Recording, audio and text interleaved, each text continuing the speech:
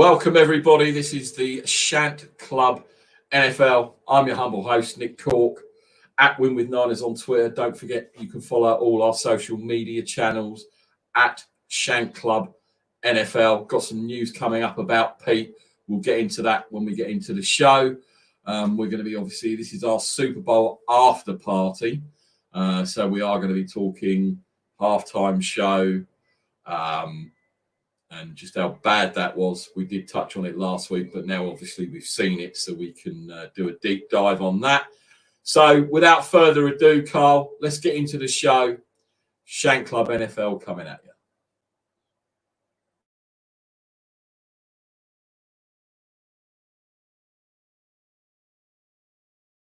Welcome. We are the Shant Club NFL.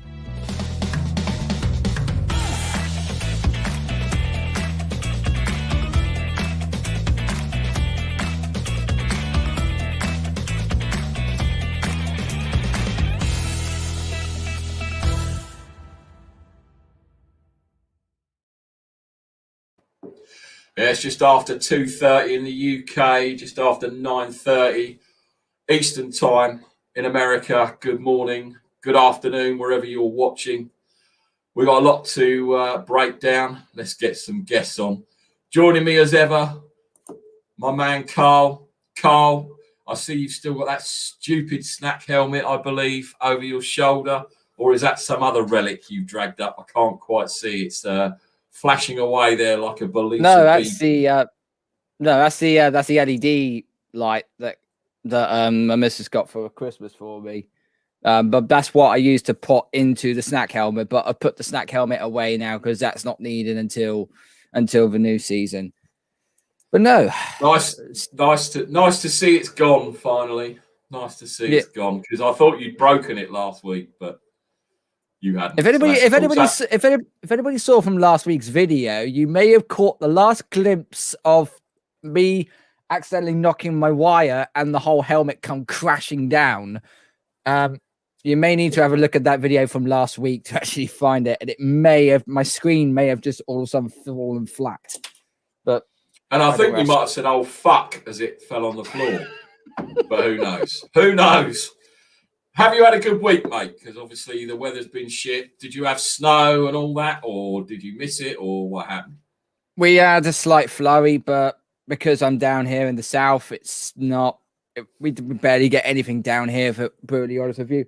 No, it's been good. Work's been steady, and I've been taking a heck of a lot of information this week. I already see a few pundits already writing off Patrick Mahomes. I'm thinking, yeah, just ease off a little bit, yeah. But yeah, it was a good Super Bowl. It wasn't the most exciting. It was pretty much one-sided, but that's what happens when you build up, when we overhype such a football game. Definitely, that was the and we'll get into it, but that was the most disappointing thing from me, of how hyped it was, and it unfortunately didn't live up to the hype. Okay, so now we are going to bring our next guest on, and I think he may be rather happy, but I could be wrong. The Shark. Of course I'm happy. You called it last week. We all went against you, I think, in the main, apart from John, who will be joining us shortly. I'm a brother, but he can't really, kind of have to, didn't he? But that's that. Well, exactly. I was just about to say that. Of course, he will go against you, because if brothers ever agree on anything, you're either drunk or something's gone wrong in the universe somewhere. So you had a good week so far, I take it, celebrating. Obviously, I know you wanted to be on a couple of weeks ago and couldn't because of university and stuff. How's university going for you, doing remote learning and things like that? Different, definitely different. But look, we're all in this boat at the moment. It's not just university students getting affected. There's a lot of things going on. So look, we do the best we can, and that's all we can do. At the end of the day, they've put things in place to help us out now. I mean, probably isn't nice for lecturers either as well.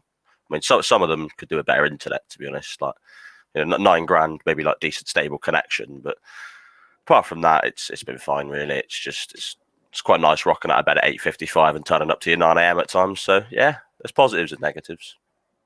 Yeah, definitely. And as I say, the only thing obviously it's affecting your pocket because you're not paying £1 a pint down the student union. You're having to pay proper, you know, with us lay people like me and Carl and the other guests we got coming on, you actually have to pay for things. I know it's quite a novel thing for students, but welcome to the real world just for a little while.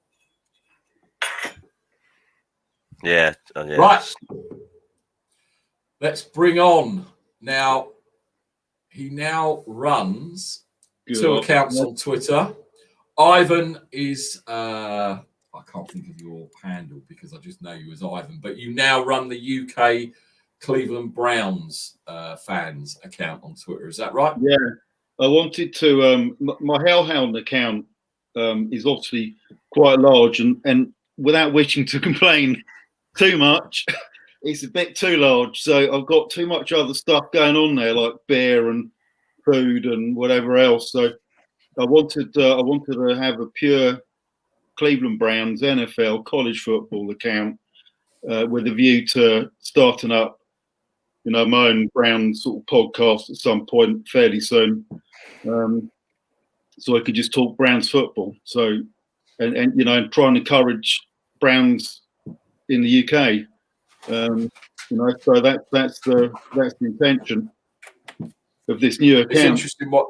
It's interesting what you say about 2 accounts because obviously I do the Shank Club NFL Twitter and I've obviously got my own Twitter and I haven't really touched my own Twitter for nearly a year, which is quite spooky because I keep forgetting because I'm automatically on the Shank Club. So I kind of should do both, but as you've seen with my Twitter or the Shank Club Twitter, it gets a bit sweary and it's quite difficult to keep a track of 2. But I bet you I've been blocked more times on the Shank Club NFL than I have on my other one. So I wear that badge with pride.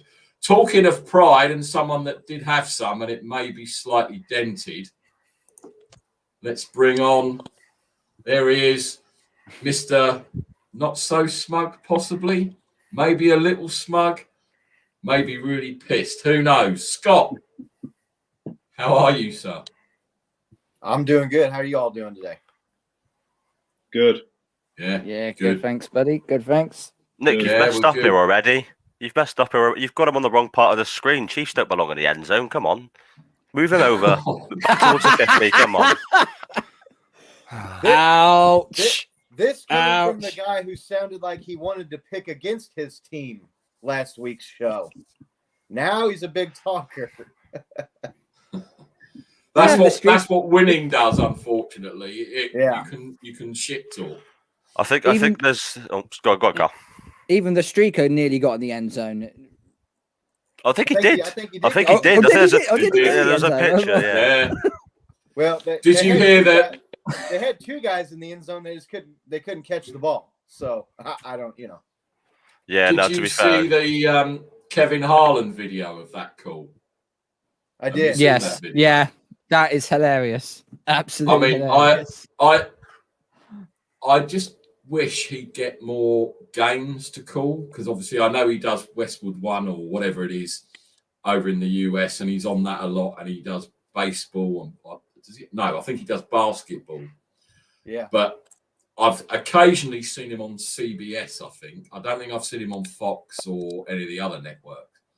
But the guy's a genius. I mean, that along with the guy that when he did the San Francisco call, the guy is drunk, but there he goes. They're chasing him. They're not going to get him. Somebody stop that man. I mean, it's just a genius. Absolute genius. Did you ever hear remember? I can't remember what game it was. I think it was the Bears game where the cat ran out onto the field. No, that was Dallas and the Giants. Dallas and the Giants. And the cat ran. He did a play-by-play like the cat had the ball and was running, and it was just. I mean, if you wouldn't have known any better, you would have thought he was talking about someone that was actually in the game playing. And in the game, definitely. He's well, He's there from is a Kansas City. He lives here, and yeah, he's definitely he's the man when it comes to sports broadcasting, NBA or NFL. Yeah, 100%. As I say, I don't know why he doesn't get more games. Look who we've got. The birthday boy is in the building. What's Happy cracking, birthday, fellas? John. How's he going, John? John, Afternoon.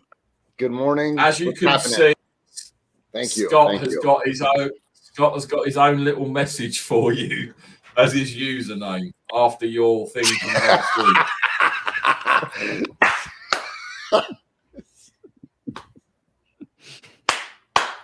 I think that's a little play on what happened last Happy week. Man. God, birthday, John. God, that's fucking great, man. That is great. God damn it, that's great. Oh man. Hey, Scott, good to see you, man. Listen, I'm sorry, man. I know how you feel. I've been there. At least you got to win one and get to go back to one. Shit, things didn't go right, man. But if I have anything to take away from the Super Bowl right now, brother, it's that Patrick Mahomes, with the right protection, that was a different ball game. At least on the edges, man. He got some throws off that were quite impressive, man. I mean, some of the receivers didn't catch shit, but there is no doubt he's not physically gifted. That's an athlete. You can never take a fucking thing away from an athlete, man. You guys whipped my ass in the Super Bowl in the last 7 minutes, but I'd be lying if I told you I didn't take a little bit of pleasure in watching that loss. But man, I mean, you guys have depth for a while, and I believe you're going to be a contender for a while, man. You kind of reminded me of the 2016 Warriors. My Cavs came back to win a fucking series, man. But all in all, I think you guys are going to contend for a while, man. Earlier in the week, Kansas City was the Vegas betting favorite to win the Super Bowl next year. Yeah, man. I mean, they're not far off. I mean, they're never far off. That wouldn't surprise me, them being favourites again already, if I'm honest. And let's get into the Super Bowl. By the way, John, happy birthday, brother. My friends, thank you. It's been a pleasure. Cheers. 38 years old. Thank you, fellas. Thank you. 38? You're having a laugh. Not day over 26. 38 years. 5 years to whatever someone says their birthday is. So John, John, there's a quote here from Charlie Sheen. You're only as young as the women you feel. I can't remember shit like that. I must be about 70 then. Right, let's get into the Super Bowl, and we'll go around the table and take everyone's thoughts in. I know Dion's going to be joining us soon. We've also got the UK draft guy coming in as well with his mock draft, so that'll be coming up shortly. My main takeaway from the game was just what a baller Mahomes is. It didn't matter how far they were behind. That motherfucker was trying on every single down to try and make something happen. And that really amazed me because it seemed like everyone around him was falling down and not doing their job. But you can't fault what Mahomes did. I mean, Todd Bowles did a number on that offensive line, only rushing 4 and dropping people in, so they were getting the underneath passes, which was fine because with the speed that Kansas has got, the underneath stuff and the intermediate stuff, after a while, started working. But as soon as they got in the red zone, the speed element of it was taken away, and they couldn't force it in the end zone. I mean, and Kelsey, I mean, we saw this last year with oh God, I should know his name because he plays for Kittle. That's it. How ineffective Kittle really was in that Super Bowl, and there was a lot of mirroring of the way the teams played last year to this year. But I never in a million years expected it to be as one-sided as it was. Carl, what were your kind of main takeaways of the whole game? Mahomes is the least to blame for the Kansas City Chiefs loss. Everything that he tried to do, he basically tried to play Superman throughout that entire game, and his receivers were just dropping passes. His offensive line just crumbled into fucking coffee granules. It was, I mean, what did he rush for? He rushed for 497 yards before he threw a pass and before he got sacked. You have to run, so you run 400 meters and then try and release the ball. You're pretty much dying from there. That Bucks front four was just decimating the line. Totally decimating the line on that one. What I don't get is Andy Reid and Eric Bieniemy, they deserve some blame to this. The Bucks were playing cover 2, so they were basically taking away the deep balls. They were double coveraging Tyreek Hill. They were taking away the outsides. Therefore, you had to throw to the middle. You had to throw between the numbers and between the hashes. It was basically Travis Kelce and no one else. McCole Harmon, I think, ran 2 routes in that game, which he got wrong, and I think Mahomes never threw to him ever again. Where was Sammy Watkins? Where was Demarcus Robinson? I think Byron Pringle had a couple of chances to catch balls. It just didn't happen. But the offensive line did Mahomes no favors whatsoever in that game. When he did try and throw to the middle, in between the numbers, he was 10 of 22 for 50 yards and 2 interceptions. That Bucks defense completely and utterly suffocated the Chiefs.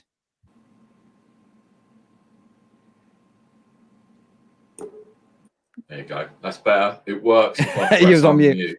as opposed to say, yeah. I mean, it was. I, as I said, I was really surprised how Bowles and that defense had worked out the way to stop. And yeah, Mahomes wasn't Mahomes. You could see that with his movement, and sometimes he was like a deer in headlights, and it wasn't his fault. Shark, obviously, your team were the one that did the. What were your takeaways from the game, apart from obviously the obvious that you won? What were your main points that you thought, I never thought that was going to happen, and stuff like that? What was your main takeaway? There was a big one for me that doesn't really get talked about enough, and there's one part of the one thing the Chiefs did going into this game that I thought could have caused us a lot of problems, and they had us beat pretty much every aspect of the matchup, and it was special teams. I thought the return game, very good. You don't see many mistakes from the Chiefs. They're usually quite well disciplined. But you look at it, and we've had what was over the playoffs arguably a very questionable special teams. You saw it especially in the Saints game, a little bit in the Packers game, but you gave us a free first down deep into your territory by going offside on a field goal. This is a Super Bowl. You can't do that. You can't punt it for 20 yards and give us the ball at your own 38. You can't do that. Yeah. And you can't allow us to clear the ball and let it bounce and keep letting us get an extra 20 yards and pin you in every time. I feel like you guys have hit the nail on the head. Patrick Mahomes isn't to blame, but you look at some of the coaching calls as well. You know, there was times where I think I watched the mic'd up, and Tyrann Mathieu was screaming, saying we need to do something about Gronk after the first touchdown. He's getting it done with ease out there. And one of the next drives, he goes and gets that 25-yard pass where an ankle tap tackle saved you from a big gain. And then a couple of plays later, Fournette's run it in. You got another touchdown as well earlier in the game. So I think, obviously, you saw that playoff chemistry connection between Brady and Gronk was as good as it's ever been. But yeah, it was a bit dissatisfying at times, really. Obviously, I was delighted we've won the Super Bowl, but when you go into the Super Bowl supporting your team, you hope for the dramatic last second, amazing, remember for the rest of your life sort of play. It wasn't really that. For me as a Bucks fan, it was almost all too easy. You know, we did exactly what we did against every other playoff team, and the Chiefs came out worse. Honestly, I think the Washington football team had me more worried than the Chiefs ever did, and that's something I don't think I'd ever say in this playoffs. It's very interesting what you say about the honey badger, because I think they got in his head early and they were chipping him and doing this and doing that, and he lost his mind, and that affected the the way he was going to play. And, you know, there was a thing with Brady and him. And basically, once whatever they said between themselves, and Brady came back at him, you knew Brady was going to go after the honey badger all day. And that's what he did. And showed up, you know, in a way, showed up a deficiency in that team. If you get under their skin, it works. Now, I'm sure that they won't ever play a bad game like that again. Definitely not. You've got to imagine, you know. Yeah, you've got to also imagine that Patrick Mahomes takes a lot from this game. Nobody wants to lose a Super Bowl. It's going to hurt, especially after winning it so early in his career. He's going to come back next year, and I think the bookies have got it nailed on the head. I think he goes back to the Super Bowl, and I think it'll be interesting to see which team faces him from the NFC. Obviously, there's a lot of things to happen before we can sort of estimate that. But there's a moment there you go, definitely. Yeah, sorry. Just let me say hello to Craig, UK Draft. How are you, sir? Good afternoon. I'm very well, thank you. Albeit slightly shaken up after just having to help break up a fight out by my local Sainsbury's.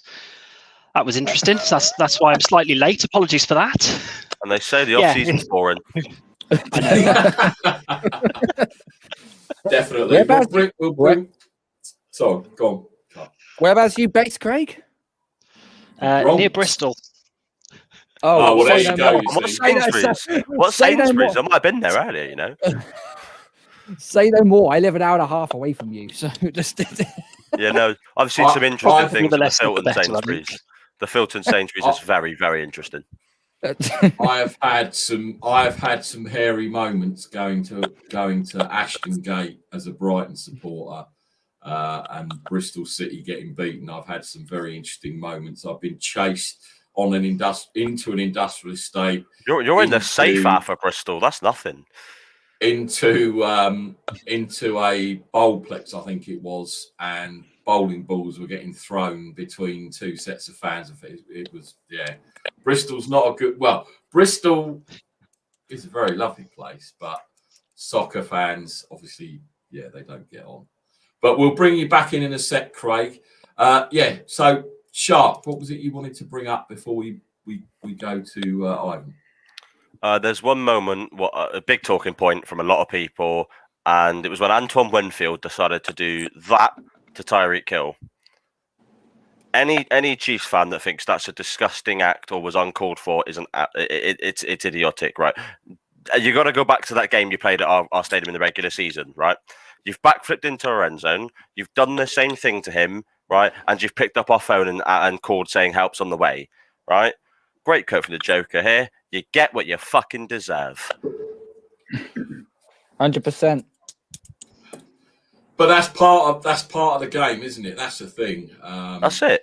And it was very, very chippy. You saw a lot of bad blood between the two teams. Oh, definitely. I thought a lot that you wouldn't expect. I was actually surprised there was that much bad blood, which is good because, you know, if you play each other again in the regular season, and it just adds that little edge. It's kind of like the Niners versus Dallas or Seattle, or I don't think we do play a match here. That's what makes this game so good with rivalries. And rivalries, you need rivalry in sport. Ivan, what were your main takeaways from watching the game? Well, first of all, I think congratulations to the Buccaneers. Obviously, they thoroughly deserve to win it. My interest is obviously from a Browns perspective. So, you know, the Buccaneers won the game by playing 4-2-5.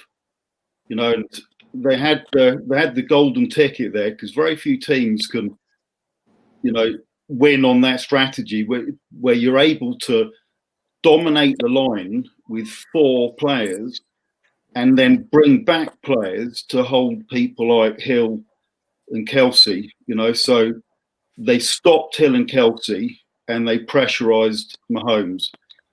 And as a Browns fan, you know, I wanted to see that because I wanted to see that the Chiefs were beatable.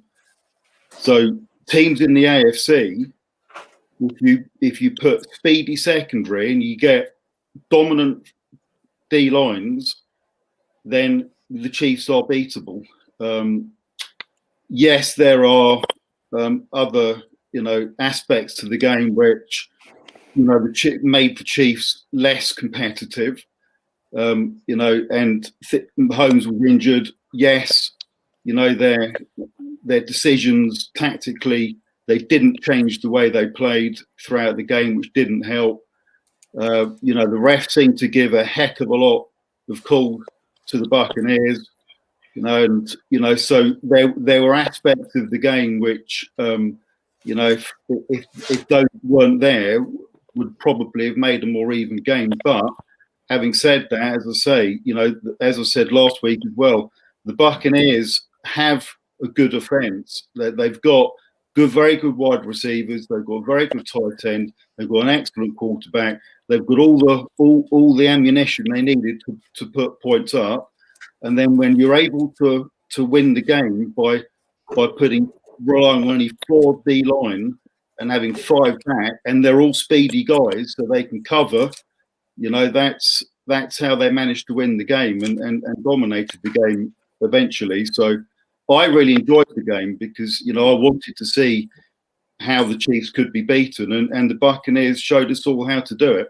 So there's hope yet for other AFC teams, and I do think teams are going to look at that in free agency, look at that in the draft, and in particular the Browns, and are going to look forward to the postseason next year. The Chiefs aren't going away. They're a great team, and they're going to remain a great team, and they're going to remain the team to beat in the AFC.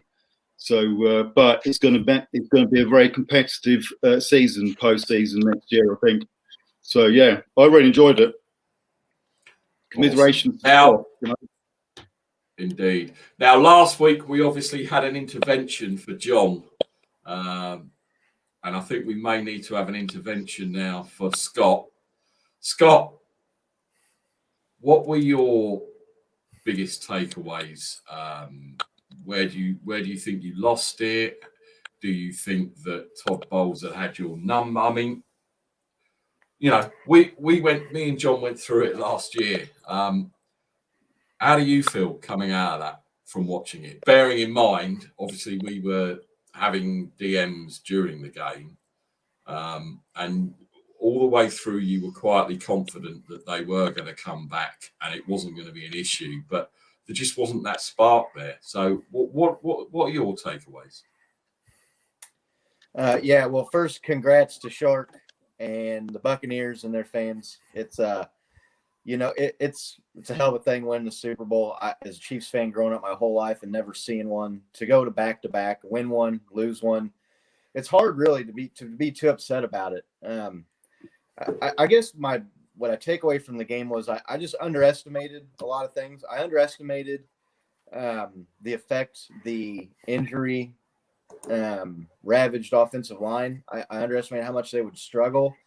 I thought that they would, I thought that it would help Tampa Bay get some pressure, but I didn't see them just completely capitulating and folding like a fucking lawn chair, and in the middle of the field turning into I-70 to the quarterback. That's obviously something they'll have to look at, the Chiefs will, moving forward. I kind of underestimated the coaching. Tampa Bay did, if you go back to the regular season, Tampa Bay kind of did what the Buffalo Bills did defensively in the regular season matchup.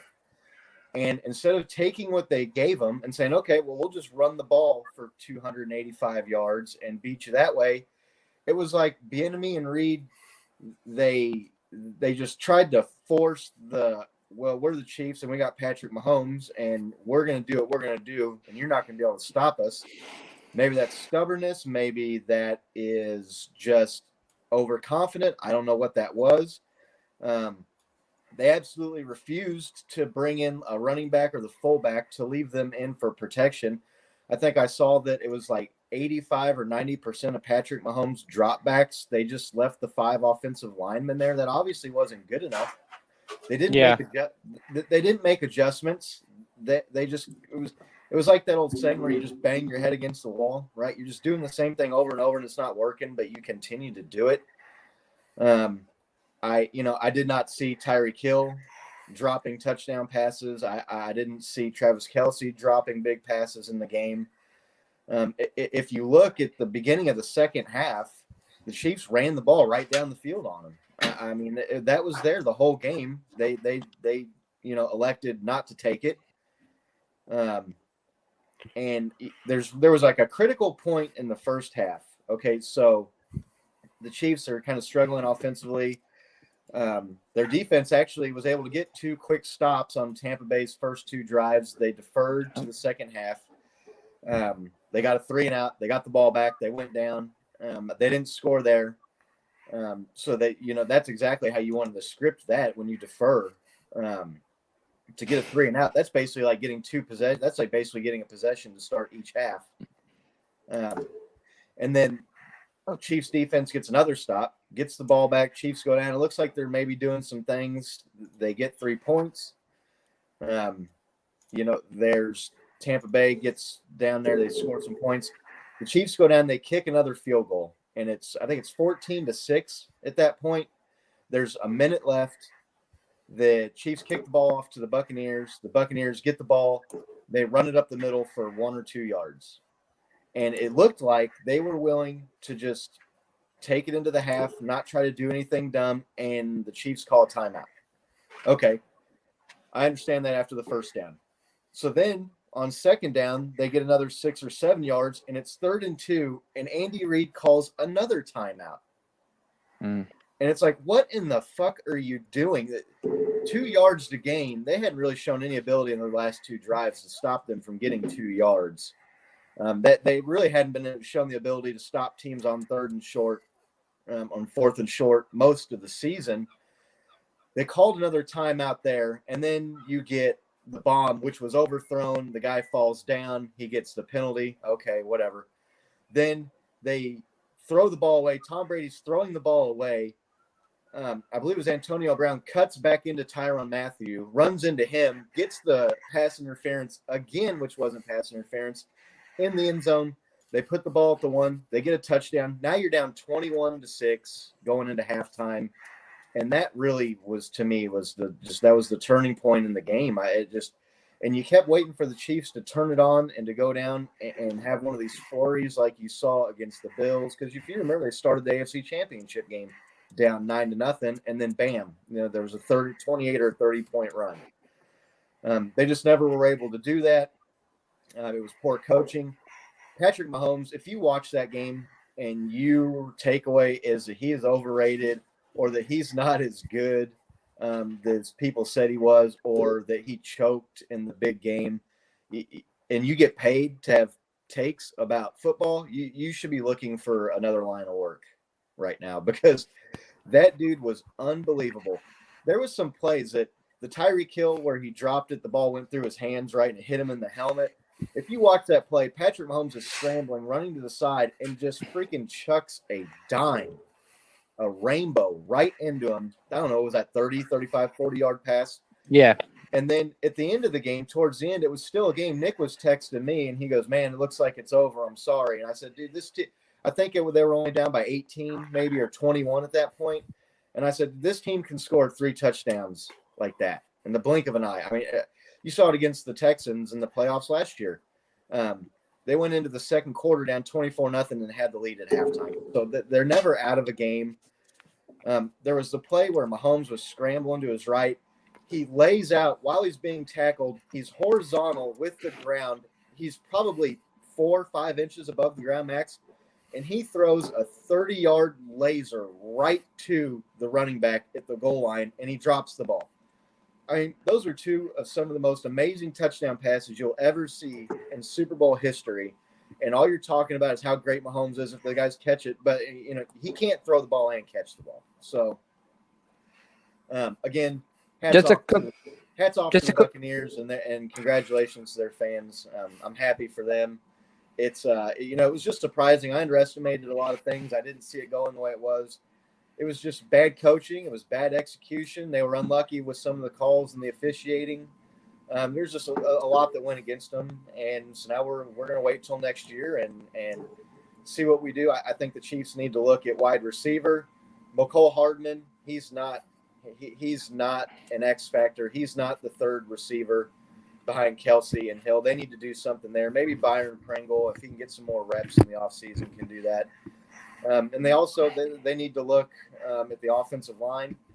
I don't anticipate them having the injury luck that they had. I mean, I think they had one guy that was in the starting lineup at the beginning of the year, going in like in OTAs and training camp with LDT, the guy that opted out. They actually drafted a guy that they thought could play tackle from TCU that opted out because of COVID. Mitch Schwartz, who's an all-pro level, one of the best tackles, probably the best right tackle in the game. He missed a lot of the season. You didn't have Eric Fisher. You had a patchwork line. I don't think you'll have that issue going into next year. So, it hurt to lose, but at the same time, you go back-to-back, and you win one, you lose one. Tom Brady's lost 3 Super Bowls in his career. It's not a sign of the end. It's nothing to be worried about long-term if you're the Chiefs. And, they need to look at some things in the offseason, make some smart decisions, and come back next year ready to go.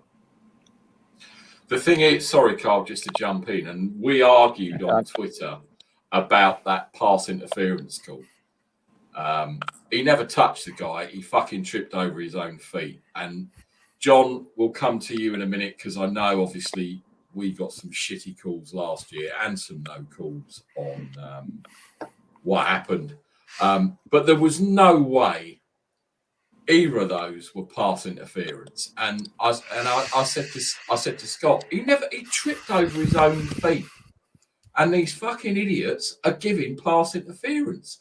That was ridiculous. I thought they were going to call pass interference against Antonio Brown in the end zone because he cuts and turns and runs into the defender. Exactly. Now, it's it's done now, and you can't turn back the clock, etc., etc. And I'm not delusional. I'm not trying to blame the loss on the referees. I'm not trying to say that at all. It just was one of the factors that it was one of the ingredients in the blowout cake that ended up that it got baked. But you see, that's all. So that's the other thing as well, Scott. Right? You see those plays. You're on the field. And it baffled me, especially the one where he tripped over his own feet. And that must affect you as a cornerback, as a safety, to thinking, well, I've not touched the guy. He's fallen over. So now that then makes you regress even further. So you play even further off. And surely you got a tough time talking about ref decisions with a Browns fan and a Chiefs fan here as well, though. Are the Chiefs even in the championship game if the referees can make the right calls in the playoffs? Honestly, probably not. Let's be honest. That's one call. I mean, it was the entire. Yeah, but you're talking about the 1 yard line. You then getting the ball in 7 points. That's a 14 potential point swing. That's huge. Well, I mean, they stuffed Tampa Bay at the 1 yard line on 4 plays, and they didn't get in the end zone there. So let's not act like it was guaranteed that they were going to get a touchdown there. Maybe they get a field goal. Maybe something else happens. It was bad play. The same thing happened to Mahomes. The guy's running by, and he reaches out and hits him right in the head with his hand. No call there. So, I mean, I'm not trying to make this the conversation about the refs. I'm not trying to say they cost the Chiefs the game. It didn't help. I do think we had a fortunate game, though. We did, to be fair. We had a fortunate game. John, let's talk about those. Obviously, we were on the receiving end of some shitty refereeing decisions in the Super Bowl previously. But what is your takeaway from? And I know you were a Bucks fan last Sunday. But what were your main sort of takeaways? Apart, we'll come on to the officiating in a second. But what were your main takes? I'd say a lot of the penalties were uncharacteristic of the Chiefs. They had like 95 yards in penalties, one after the other. Some out of spite. Nerves got the best of them. Some clerical errors. I honestly believe that the Chiefs went into the Super Bowl maybe overconfident in some regard, both coaching and the players. I believe they also underestimated the defense of the Buccaneers, which I don't know if anybody here aside from Shark really recognized the defense and their will throughout the last 8 games of the season, because they were pretty fucking impressive. Since the bye week, absolutely. But did you really ever really focus on those victories? Were they all defensive, or did we focus on Tom Brady? Because Tom Brady is the icon of that team. So it's like Brady's throwing for 200 some yards a game, a couple touchdowns, and the defense just, where I believe the Chiefs went wrong is I believe that it was a little bit of overconfidence. I think that, everybody said that they were going to win, and when you go to a Super Bowl, you don't fucking lose. You just don't want to fucking lose. It's easier for Scott to accept the fact that he lost a Super Bowl because he won a Super Bowl. It's a give and take. And they weren't years apart. They were back to back. And it wasn't that long ago where he was celebrating a victory versus a loss. Nick and I, we have to fucking suffer watching the back to back. It hurts Niner fans to see Ivan impart to the Browns. Okay. Yes, there was a controversial call at the beginning of the game, but you had plenty of time to make up for that error. And with the exception of you took Patrick Mahomes out of the game and you didn't finish the entire second half. That hurts. That hurts as a Browns fan, and it hurt as a Niners fan, because, here we are, don't want to see this guy make it again and win it again, and that hurt, and the controversial calls, Nick, the Buccaneers did it right, man. They didn't take their foot off the fucking gas, man. They didn't let controversial calls dictate the outcome of the game. I can't stress that enough. You don't want the game to fall to some fucking, to a pass interference or a holding call, this, that, and the other, man. It fucking sucks. I would say the officiating this Super Bowl was fair. Fair. There's always going to be calls. There's always going to be something controversial that's going to piss you off in a Super Bowl. Fuck, it's going to piss you off in any big game. But you got to put points up. You got to put points on the board. And I feel like the offensive line didn't do their job for Patrick Mahomes. And he ran for almost 500 yards, man, running around for his fucking life. That's probably the biggest fucking disaster in football. I don't think you'll ever hear of a stat like that again. He's the only dude that could do it.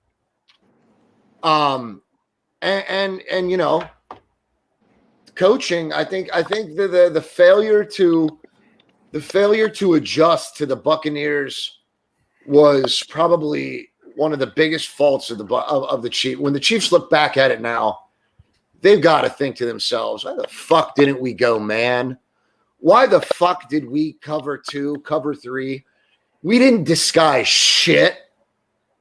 There was a lot of things that made me shake my head on the defensive end of the Chiefs, man. I think that they didn't. I don't think that they adjusted right, man. I think they fucked up. Wouldn't you agree, Scott? They should have played a little bit. They should have blitzed a fuck ton more. Should have fucking blitzed. Yeah. Well, I think they tried. They didn't get 5 pressures. That's all you had on Brady all game long. 5 pressures. Yeah. No, what the fuck is that?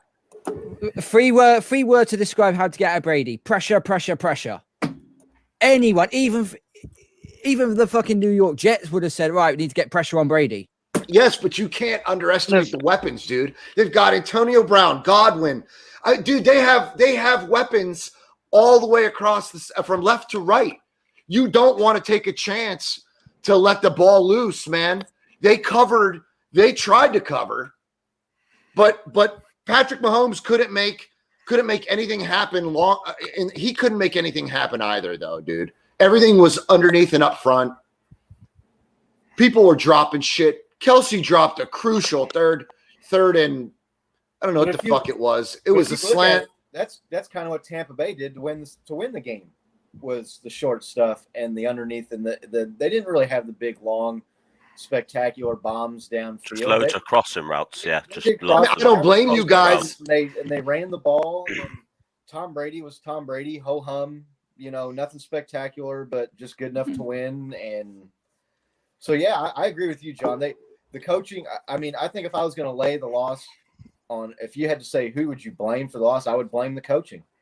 100%. They did adjust defensively, offensively. Now, I will say it's kind of hard to play man when every time you breathe on the fucking receiver, they call holding or pass interference. So that makes it difficult to play man if you can't be physical at all. To play man coverage in this league, you have to be physical. They weren't going to let them do that. It was pretty obvious. So I look at Andy Reid and Eric Bieniemy and their unwillingness, like I said, kind of when I was going on my diatribe there a minute ago. They just didn't adjust. They just looked like they said, we're going to do what we do, be damned, and no one can stop us. And when it was obvious that they were kind of stopping them and slowing it down, they didn't do anything. Agreed. I think the overconfidence. I believe it was more overconfidence on the coaching than it was players. They made no fucking attempt to blitz the fuck out of Tom Brady. You've got to fucking blitz. And the coaches didn't do anything to help the offensive line. They didn't leave. When they brought the person. Scott, question to you. All throughout that game, you've turned around and said that they basically play with just basically the 5 offensive linemen. Why didn't Andy Reid turn around to Travis Kelce and whoever the other tight end is? I can't remember his name now. Why didn't you tell them to get back on the line? All throughout that game, I was watching the offensive line of the Chiefs. They're like, right, they're playing 5 here. Why are they not? Mahomes is just turning into fucking shredded beef, for crying out loud. And on the Buccaneers side of things, you saw the 5 line, but then you saw Gronkowski, you saw Cameron Bray. At some point in the game, you also saw Chris Godwin in there. You had 8 men going up against the 4. I mean, it was just domination on both sides of the line. Yeah. Well, it was obvious Tampa Bay understood and did what they needed to do and realized that protecting the quarterback was going to be the key to the game, and that really was, if you look at it. Tom Brady had the protection and the time to make the plays he needed to, and Patrick Mahomes didn't. And we can talk about refs and we can talk about drop passes and 500 yards scrambling and all this stuff, but really it just boils down to they didn't do what they needed to do to protect the quarterback and give him a chance to be successful, and Tampa Bay did. Really, I mean, this is the difference between playing as a team, and then playing as individuals. Right. Kelsey for 89% of that game was on the line, and he was ready to run routes. 89% of that game. And I don't have a problem with that because that's his skill. But leave another tight end or leave the running back in. Darrell Williams is a good pass, but he's a good.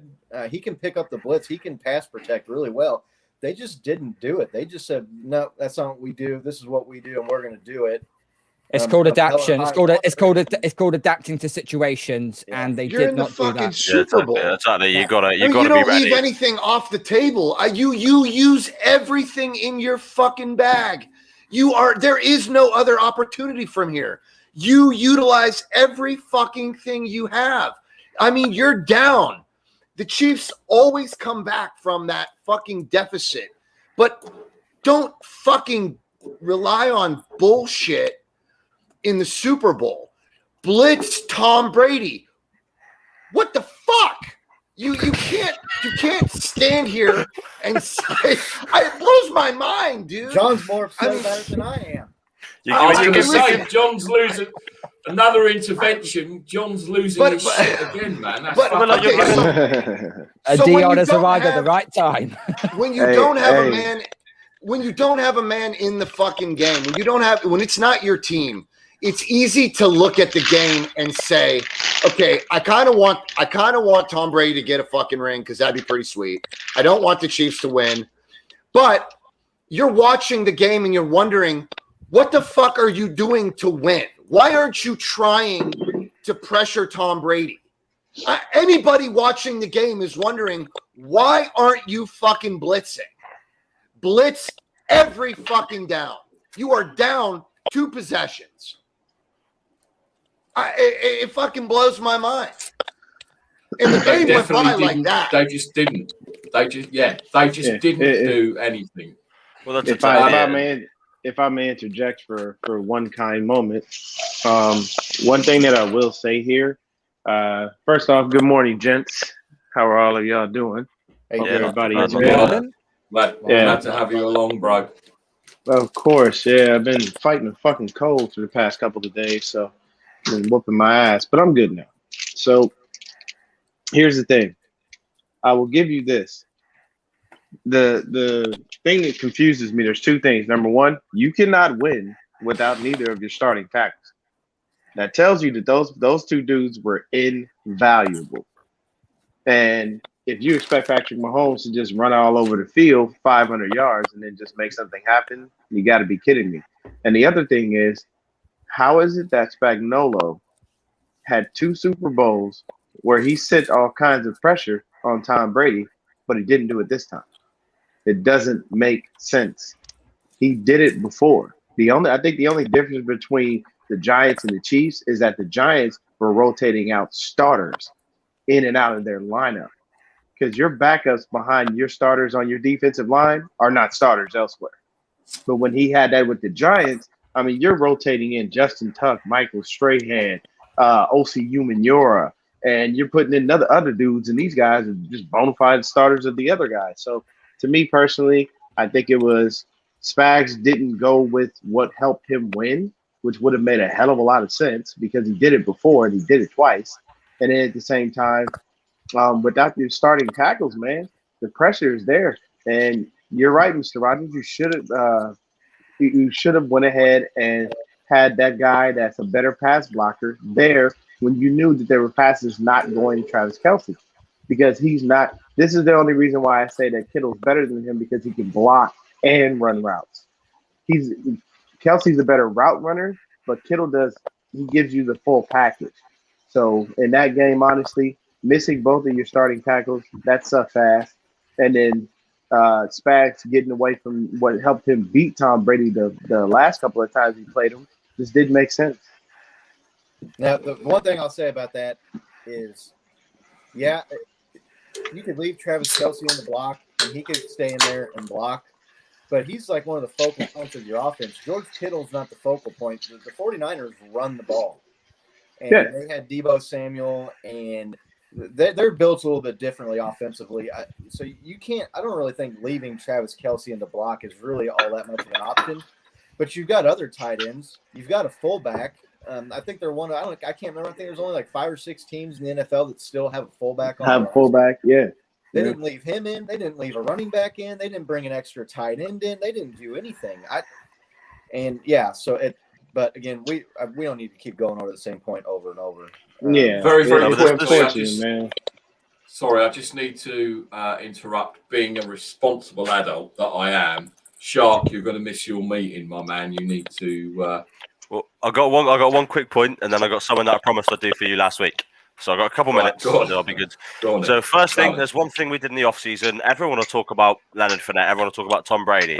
We drafted Tristan Wirfs at 14. I think we took him at 13 because you guys decided to leech us out of a pick. Thanks for that one, John Lynch. But yeah, so we picked him up at 13, right? There was 2 tackles that went before him. He's played every offensive snap for us this season. He's given up 1 sack, 0 playoff sacks given up. This guy's coming as a rookie, and he's completely changed our O-line.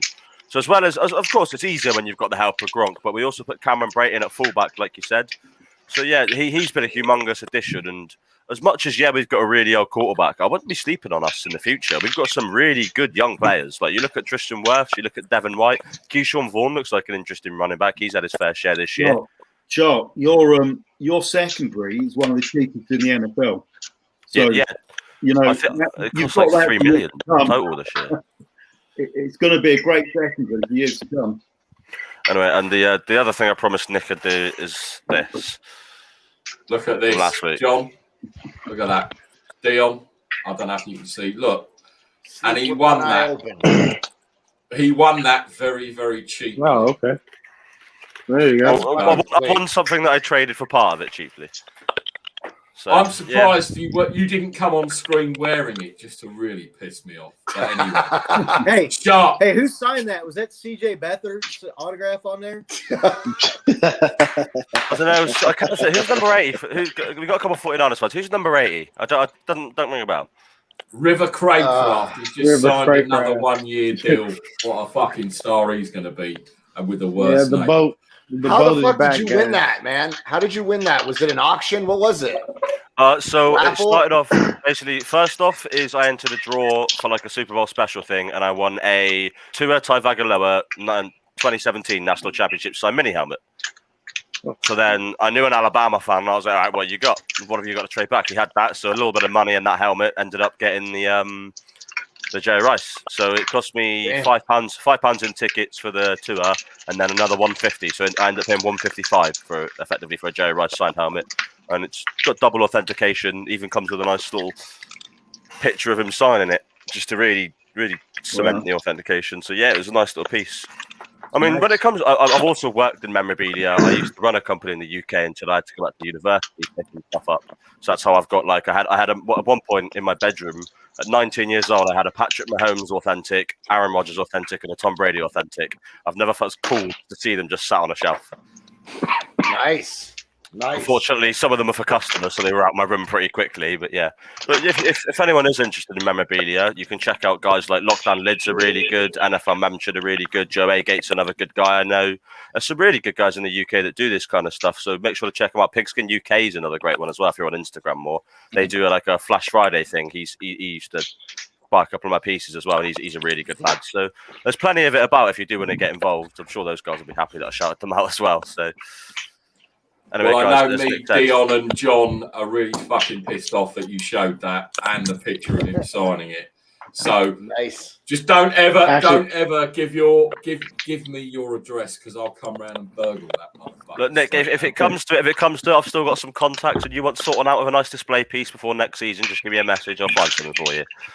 It's easily done, my friend. Easily done. I've got to get a 16 or an 80 or a Ronnie Lot, something like that. I mean, Sharp, a 16 and an 80 is easy to get. A 16 and an 80 is an easy one to get. They go together quite well, you know. And I also want an autographed picture of the catch, which I know is like rocking all shit. And I've got a picture to send you of something I've seen. There's a helmet. No, I don't want you. I don't. Seriously, I don't want you sending me any more pictures because it's going to get fucking expensive. Sharp, go do your university shit. It's great having you on. See you again soon. Take care, brother. Have a good show, guys. Congrats, Shark. Take care, buddy. Craig, you've been sat there patiently. Let me hear your takes on what you saw last Sunday. Last in, last to get a voice, I suppose. It's only fair. I mean, I'm glad the Bucks fan's gone because, as you know, as a Falcons fan, I couldn't stand the fact that they won the game. You know, having to deal with that again in our conference. I mean, now since I've been a Falcons fan, I've seen the Saints win, I've seen the Panthers win, and I've now seen the Bucks win. I'm like, when's our turn? Come on. Stop joking. But I think too. But I've got, but I think I've only really got two things to say about the Super Bowl game, and neither of them are really particularly exciting takes. The first, ultimately defense wins championships, right? The Bucks defense just stepped up last Sunday, and I know you guys have talked about, were we expecting it? Well, have we seen it coming? Yes, they slowed down Drew Brees, but they gave up 20 points to Taylor Heineke a couple of weeks ago. So it's not as if they'd been, as good as they were last Sunday in that playoff run all the time. It's not as if we saw that necessarily, but they really did step it up. And the other thing I'd say is that they got hot at the right time. And you look at, Spagnuolo's teams with the Giants back in the day when they won it, they picked up the 6th seed or whatever it was and ran their way through the playoffs because they won the 3 or 4 games leading up. And the Bucks have now won, 8 or 9 games in a row. And as much as I know the Chiefs were on a winning run, they were playing close games with teams they shouldn't have been playing close games with. I mean, I think it took until the last couple of minutes against the Falcons for the Chiefs to take the lead and win by 3 points or something. And there were a number of, I think, the Chiefs won 8 or 9 of their last 10 games by single digits at an average of 3 or 4 points or whatever. They weren't playing brilliant football. They were constantly getting out of holes and constantly finding ways to win, but they weren't necessarily hot. And then they gave the starters week 17 off, had the bye week, and you sort of wonder if the momentum came out of that Chiefs team in the run into the playoffs. And I know they then obviously, won those couple of games, won the AFC Championship game, but the Bucks were on fire, and the Bucks were absolutely hammering people and absolutely nailing it week after week after week. And I think just the momentum was with them, and defensively, they showed up on the day. I echo some of the thoughts about some of the ways the refs behaved. It was very interesting, to say the least, but I've got nothing else to say that people haven't already said on that. So cool. I'll leave it there. Okay. Now we are going to get. Is it your first mock draft or is it your second one? I saw you put something out on Twitter second. So we're going to come to that shortly. But now it's very, very important. Yeah, especially if you. Well, I'm interested to see what you got the 49ers doing. You just skip to them. That's fine. I'm very interested. Dion, did you see the halftime show? I wasted no time watching the weekend. Awesome. That was beyond me. I'm not gonna waste my time watching the weekend. There's better things that I can do. I barely even watch the Super Bowl, let alone I watched the Super Bowl, but the thing is, I like the halftime show. Like I was like, I'm not about to sit here and watch the weekend, waste 45 minutes of my life. No. It was really strange, right? Because I saw about the first 30 seconds and thought, I can't watch this shit. So I watched a program about dog grooming. That's how inspired I was. Poof up your pooch or something like that. Anyway, even Pete, bless him, and I'll get on to Pete a bit later, even he said it was shit. Now, if he says it's shit, bearing in mind he likes Little Mix and all that other garbage, if he says it's shit, it sucks. Mm-hmm. Carl, did you watch any of it? No, I went for my routine halftime shit, which was more enjoyable. Scott, I can tell you are a weekend fan, and I'm not talking about the group. Did you watch it? No, I mean I heard it in the background. It sounded like maybe he had a symphony or something. There was part of it that actually the music didn't sound too terribly bad, but I was not watching it. I took that as an opportunity to, because when your team's in the game, you're hyper focused on everything that's going on and you're on it. And then when the halftime show comes around, it's kind of a chance to get up, go maybe stretch your legs, grab a snack, get something to eat, fill your drink up. Bitch about the referees with my buddies and my family that we were watching the game with, So no, I didn't really watch it. Although I heard it in the background, and there was some. I mean, it sounded like some of the music wasn't too terribly awful. Like I said, with the symphony, and it sounded like maybe he had a bunch of people playing, instruments or whatever. But no, I mean, the good halftime show is the exception to the rule, right? I mean, for every one decent one, there's 10 that are shit. So, was it a usual? I can't think of the word, mime fest where they pretend all the shit's plugged in and they're still going, and they're not actually singing. It's John. I know you must have watched it, right? Because I know I can just tell. I was the first you're fucking a one. Big weekend fan. I would rather watch shit smear, man. I'm telling you right now, I had no interest in watching that fucking shit show. I can't stand him. I don't care for him. Let's be clear, man. I have no interest in watching the weekend and his shenanigans on fucking national television after he wrapped his face in fucking bandages, bled through them, appeared on every late night show. Fuck you. Yeah, I'm good. I have no interest in the weekend, brother. Don't care. I was actually nervous that somehow Kansas City was going to make a comeback and everything was going to go to fucking hell in a handbasket. So really, I'm good. You know, I didn't care for the weekend. I didn't care for the fucking halftime show. Awesome. It goes So right up there so with a far, bunch of other great shit. It's a big vote of it was absolute dog shit at the moment. Craig, It was did you dog watch shit. it? And no, there's another shaking head. So you either saw it and it was crap, or you didn't even bother. I caught bits of it, but I was in the kitchen sorting out some food and opening some more beer and trying to do anything to avoid it because I knew it was going to be rubbish.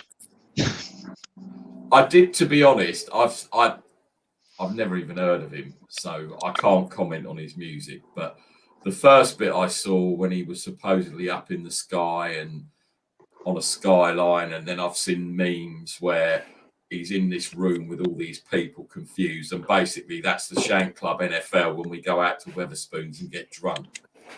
So it just looked a bit confusing. Ivan, now you could be the lone wolf here because you definitely look like a weekend fan. If you're not, your daughter must have, or someone must have watched it. Did you watch any of it? No, never heard of them. I was too busy winding my brother up, who's a Bengals fan, but he's also quite a big Saints fan.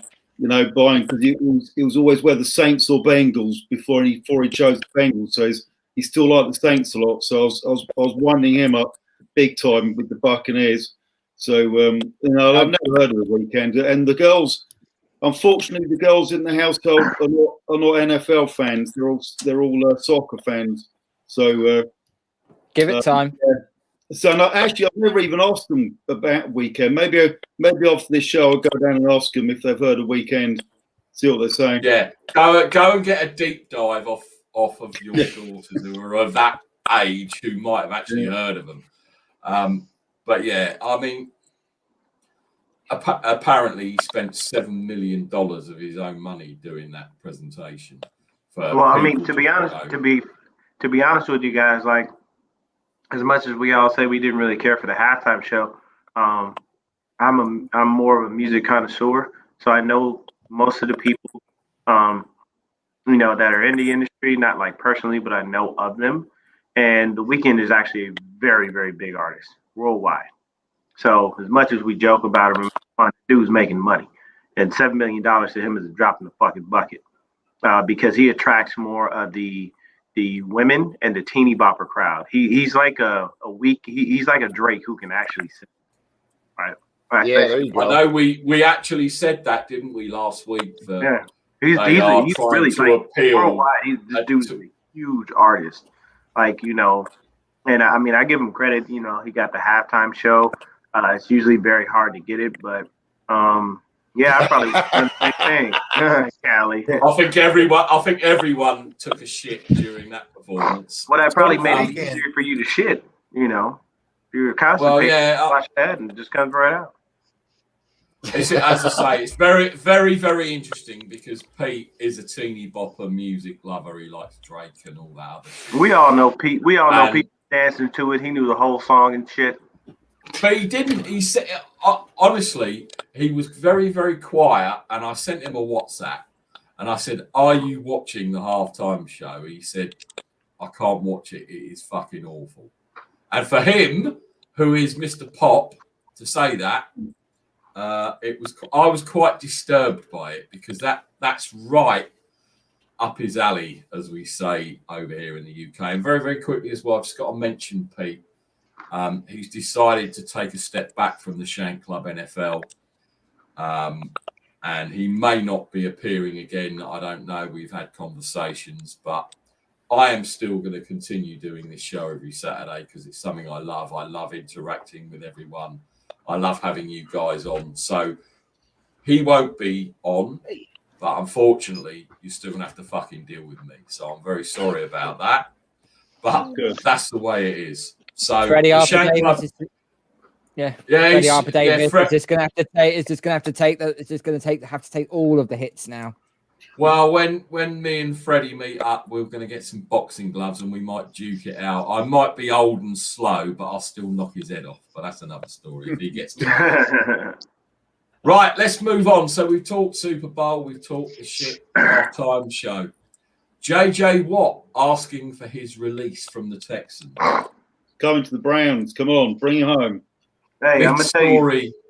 He never went to the Browns. He Come never to went to reason- Cleveland.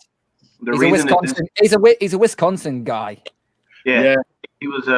I'll tell you this: the reason why I think that JJ Watt asked for his release, because if you notice, the last couple of years he's been injury prone. His back has been kicking his ass. He has been an injury prone player. When he was in his prime, there was, he was always at least top 5 in his position group. But here's the thing: the Texans organization has a huge problem. They can literally say, Houston, we have a problem. And the reason that I'm stating that is, you really think you're going to have Deshaun Watson there when JJ Watt just walked in and said, hey, man, can I get up out of here? I don't have time for this crap. And you guys looked and said, where? Like, at this point, the Texans are going to need to be in full rebuild mode, and letting JJ Watt walk was not a good thing. At a bare minimum, you sit that man down, you talk to him, you say you've been the face of this franchise for years until Deshaun got here, and he, kind of took us to the playoffs a couple of times, but we still want you here. We're going to fix things. We're going to get you some help, and we're doing everything that we can to try to get Deshaun back in the building. Can you help us with that? Anything, but you do not allow him. Oh, he sent you a picture of it. I can see that. I told him not to fucking send it. Yeah, he did it. He did it. That's it. The shark is banned. That's it. Shark, don't bother. You're never coming back. Yeah. Sorry, but JJ, carry on. But no, you're fine. But JJ Watt, to me, he'll land wherever he can win a ring. And I think that's one of the things that he's been void of his whole career, is not having that Super Bowl ring, not having that championship. So to be honest with you, I could see him sliding over to Tampa Bay to try to go ahead and help Tom get another one. I could see him possibly, going anywhere where the team's a perennial playoff team. I think I heard Keyshawn Johnson the other day mention even us, the 49ers. But I'd rather re-sign Kerry Hyder, because at least Kerry Hyder's been healthy, the past couple of seasons. But yeah, to me, it just speaks to the real dysfunction of the Houston franchise, and that they've got to get this stuff fixed, or they're going to have players just trying to walk the whole damn time. I think definitely what you say about the Texans is true, because he can see the writing on the wall. They're going in the tank. They're not going to move forward. Deshaun Watson wants out. And him and Watson are the face of that franchise. So both of them wanting to walk tells you something that, as you say, is dysfunctional about them. Well, you see how Deshaun, JJ Watt came over to Deshaun Watson several times during the season and straight up said, "I'm sorry. I apologize for our shitty play. I'm doing everything I can." What I see with Houston right now is the same sort of thing as I have to go to baseball here. The organization of the Seattle Mariners, they fucked it over all the time, and it's like, okay, now it can't get worse, and it just has. But then you can say that about the Philadelphia 76ers as well. They've been, and I don't follow NBA. Yeah, but they don't trust the process. They don't trust the process. It's. Would I like him on the Niners? With the Texans and JJ Watt, though. Go on, Craig. Sorry, go on, Craig. I was just going to say, the thing with the Texans and JJ Watt, they weren't going to pay him $18 million to be there next year.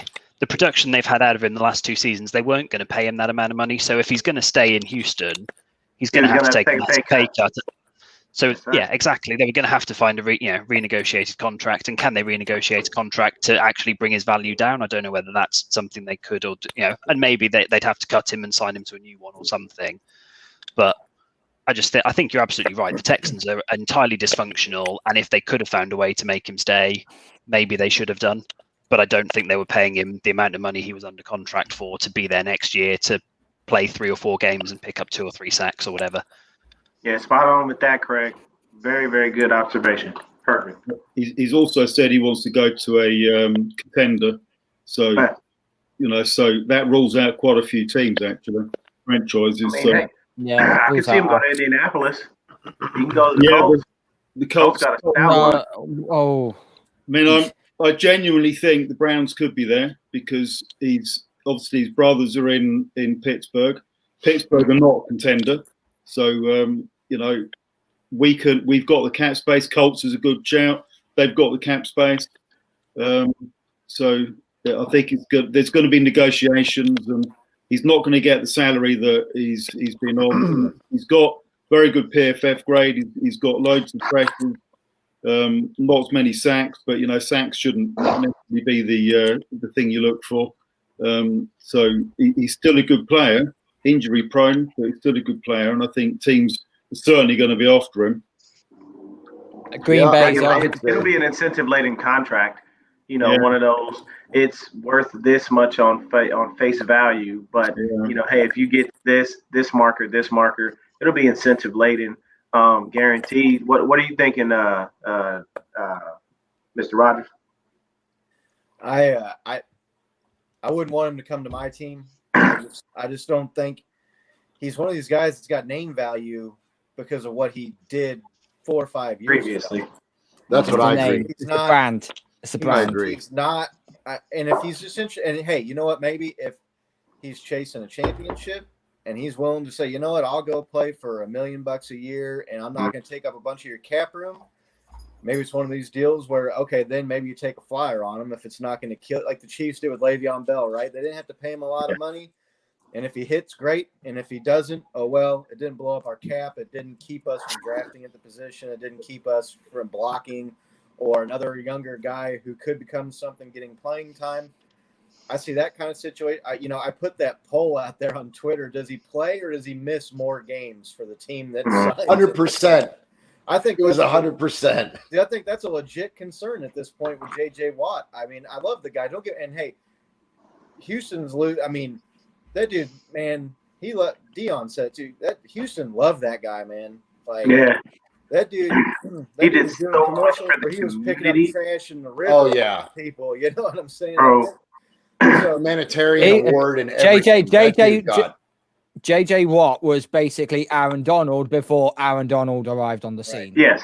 Yep. There you go. Spot on, Carl. Yeah. I'd pay $5-6 million a year, 1 year contract, 2 maybe, and he can play opposite side of Garrett.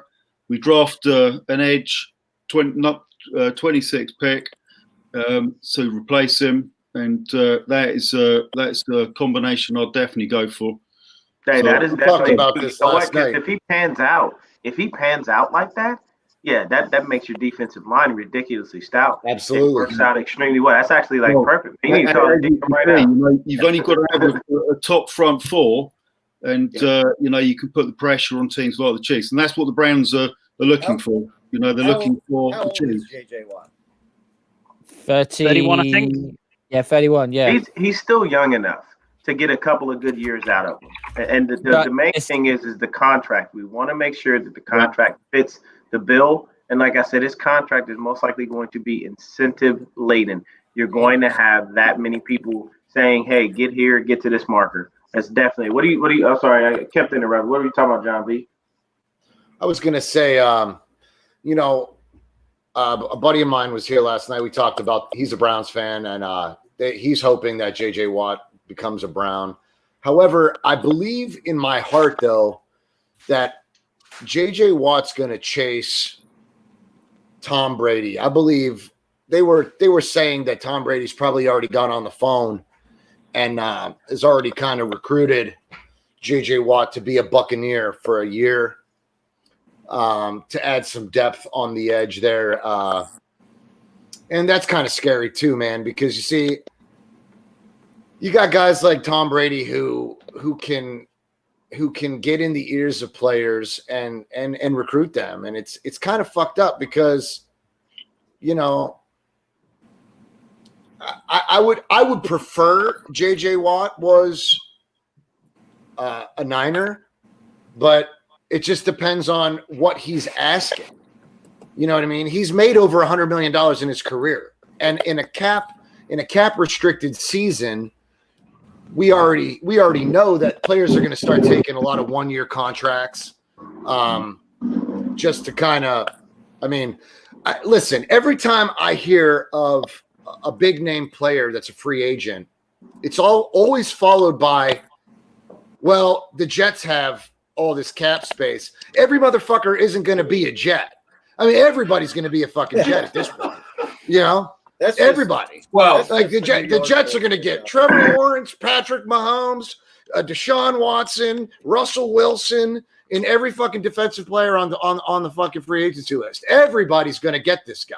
Every time there's a big name, they're like, "Oh, the Jets can afford him. The Jets are going to get him. The Jets are going to be a fucking the Messiah this year."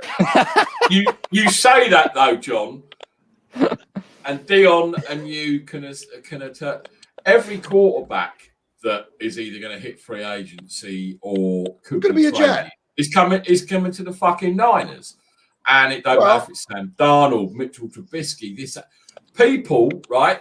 49ers Twitter are going to fucking lose their minds when Jimmy G is the starter next year. Yeah, they're going to fucking lose their minds. Yeah, Mr. What were you saying there? When John B was talking? Oh, I was just saying that's the New York bullshit. The big city media draw. They put all that garbage out there, and so it's similar to the 49ers too, because San Francisco is a huge market. They're a big. So you always see this, you always see it with the New York teams. You always see it with, teams like San Francisco, these big markets, Chicago, oh, he could go here. Well, that's because most of the people writing and talking about the NFL are in those cities. Mean, if JJ's chasing a ring, he ain't going to the fucking Jets. I can tell you. Hey, I guarantee you that, because I tell you right now, the Jets ain't winning the Super Bowl next year. I agree with you. They're going to be a fucking super team. What do you mean? They're going to be a fucking super team. They're going to have everybody. Who's not going to want a part of that fucking pie, bro? They're going to have Mahomes and Watson at quarterback out there. They're going to rotate, dude. They're going to rotate. Team Butt Fumble are not winning the Super Bowl next year, let alone go to the playoffs. Look, all things considered, Khalil, I believe this, brother. Patrick Peterson is going to probably be he's going to be targeted by just about every fucking team that needs a secondary. The Browns need secondary help, which don't be fooled, Ivan. The Browns are going to be shopping the 49ers secondary because of Woods over there. So he's got all the insight on all those guys. He brought those guys up. He groomed quite a few of them. And, K'Wan Williams is going to be fucking tough to keep. And I know that the Jets are going to try. Yes, I was going after him too. Oh, 100%. Yeah, definitely.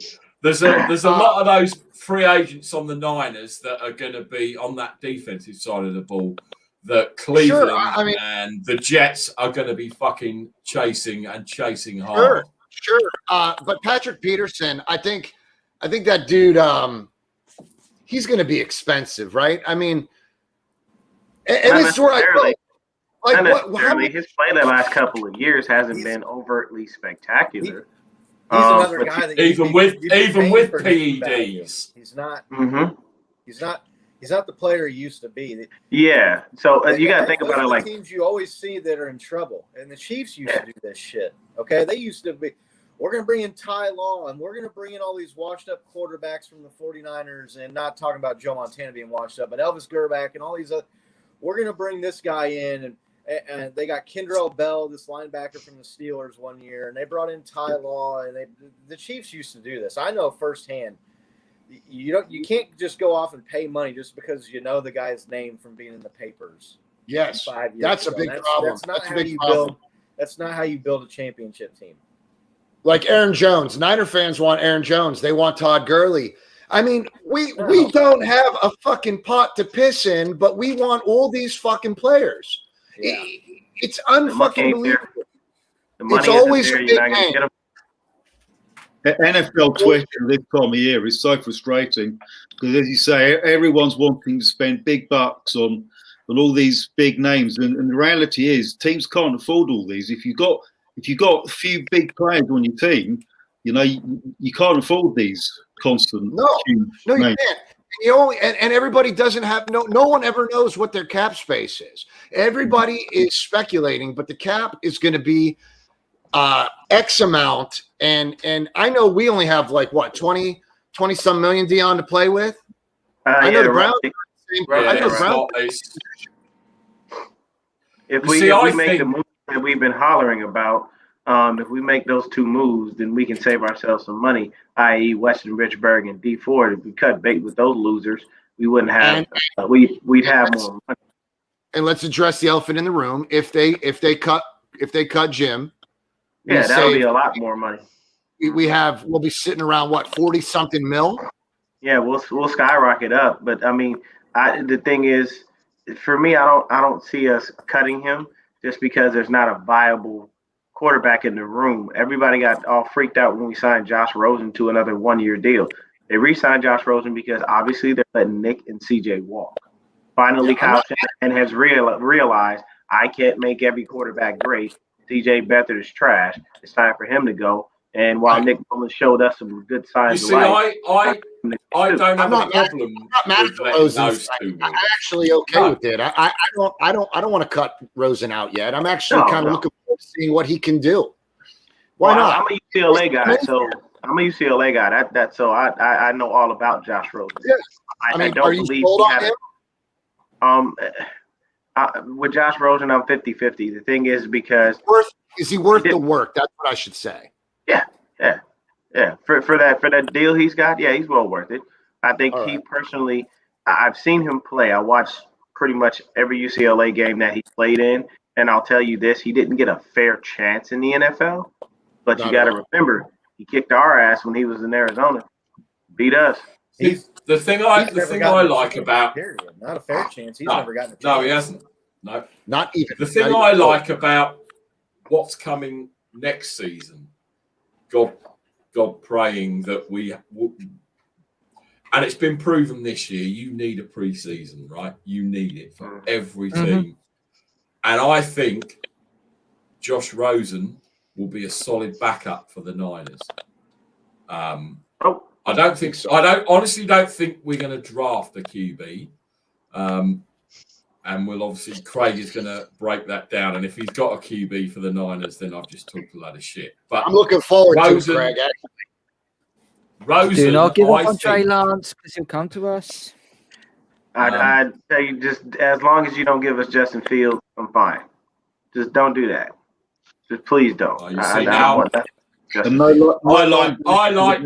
I like Justin Fields too, but I don't like any quarterback coming out of Ohio State into the NFL. I don't like it. We are not known for that shit. We can listen to the man. Yeah, we can give you pass protection. We can also destroy your pass game. We can cover the secondary, but we do not fucking service quarterbacks. We just don't. John, can I just make a point here? You can put that in the same. You can put that in the same argument of the Oregon Ducks. They have not really produced a quarterback. No. I don't know. I think since the last outside of Herbert. Thank you, Dion. But this Justin Herbert guy, I mean, he's no scrub. He can fucking sling the rock. Yes, but we protect the quarterback in the Big Ten so well that you don't really know what the fuck he can do outside of protection. So you take him into an NFL program and you snap the fucking ball, and the next thing you know, they look like Jimmy G, supposedly a fucking statue. Justin Fields is protected so well that every look at fuck. Say his name, man. He just went from Washington to Pittsburgh.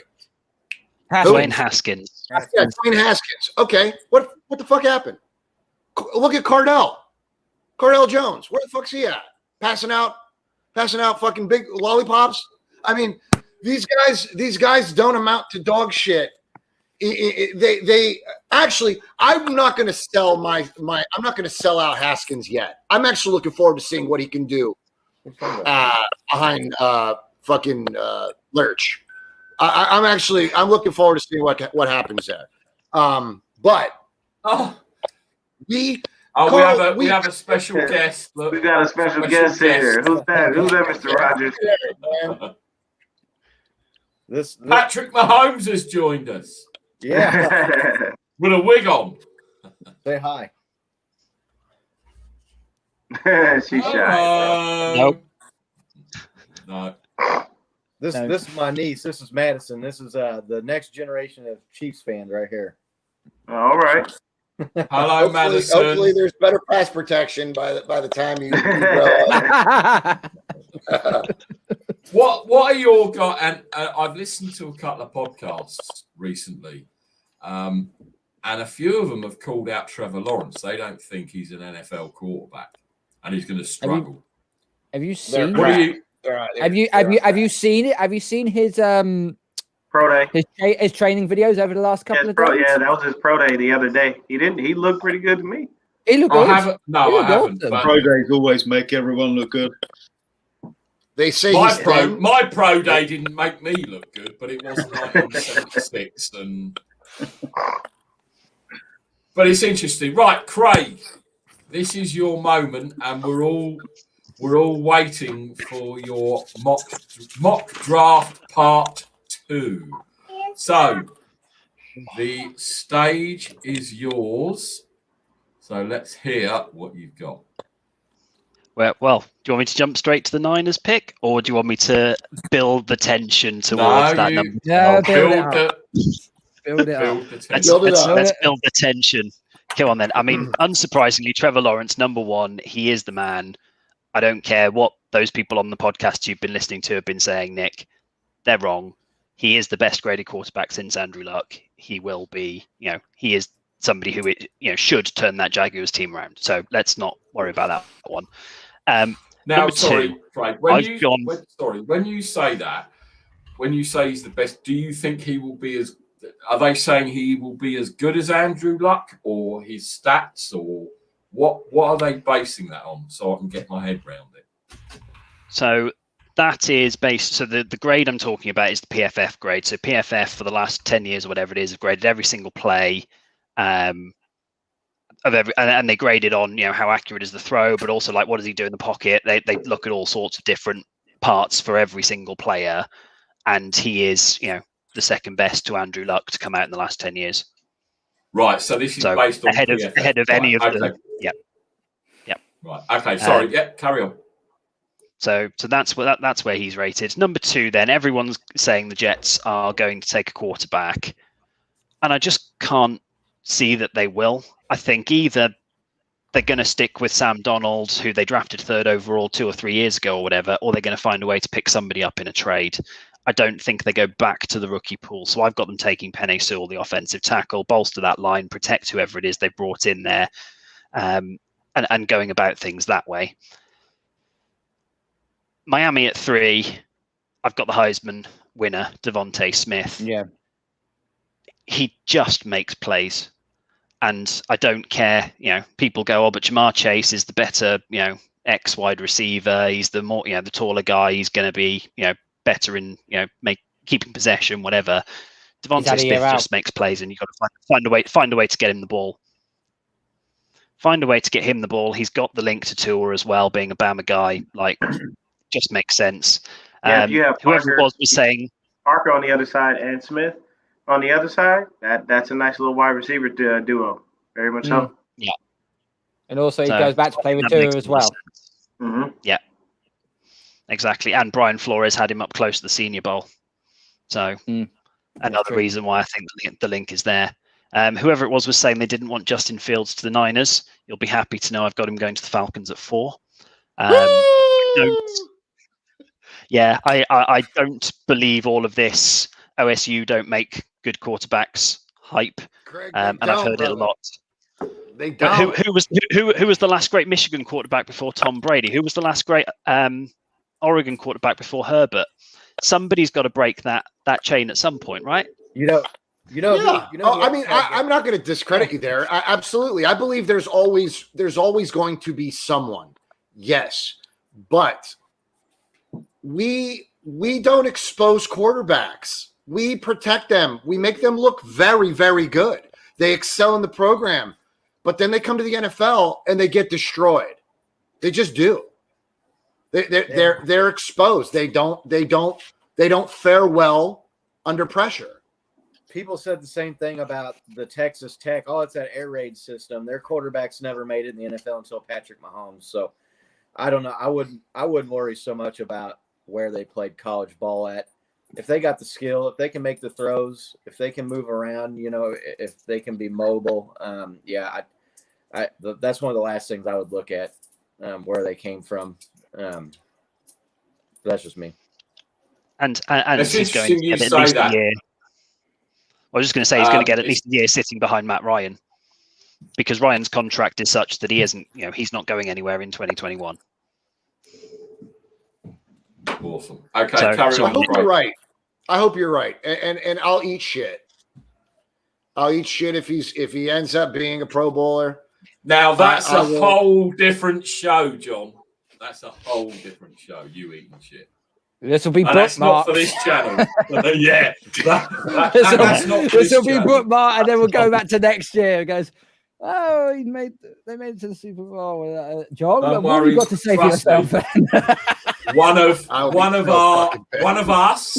or one of our followers will bring up the fact that John said he'd eat shit. I will be so pissed. They'll remember Craig, that. Carry on. Yeah, exactly. There you go. You see, bookmark it. Someone will remember, John. Ketchup or mustard, John?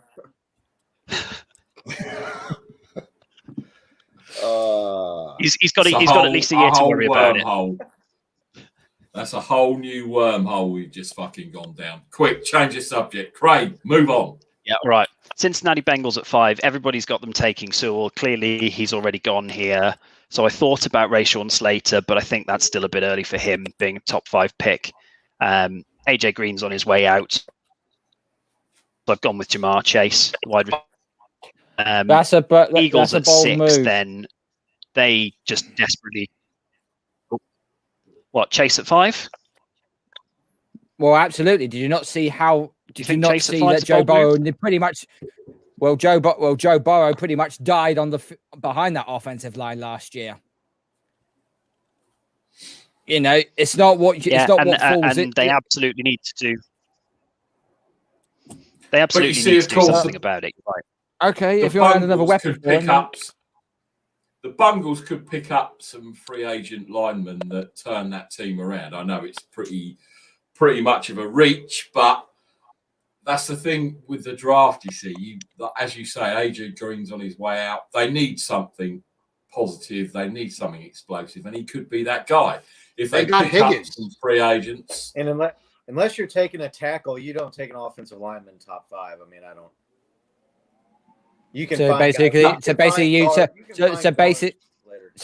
you draft what's available rather than draft what you need for that in the position that you're in. I mean, you would want to take best available.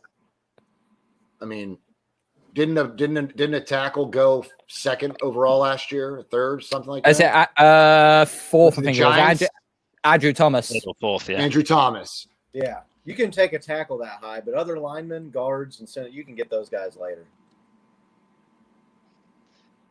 Exactly, and Slater's played a bit of tackle, a bit of guard. People are saying he might well be a decent tackle, but coming out of Northwestern, I'm not convinced I'd invest a top 5 pick in the 2nd tackle, who I'm not sure on. Whereas we know Jamar Chase is an elite wide receiver. Still, people are talking about his skill set.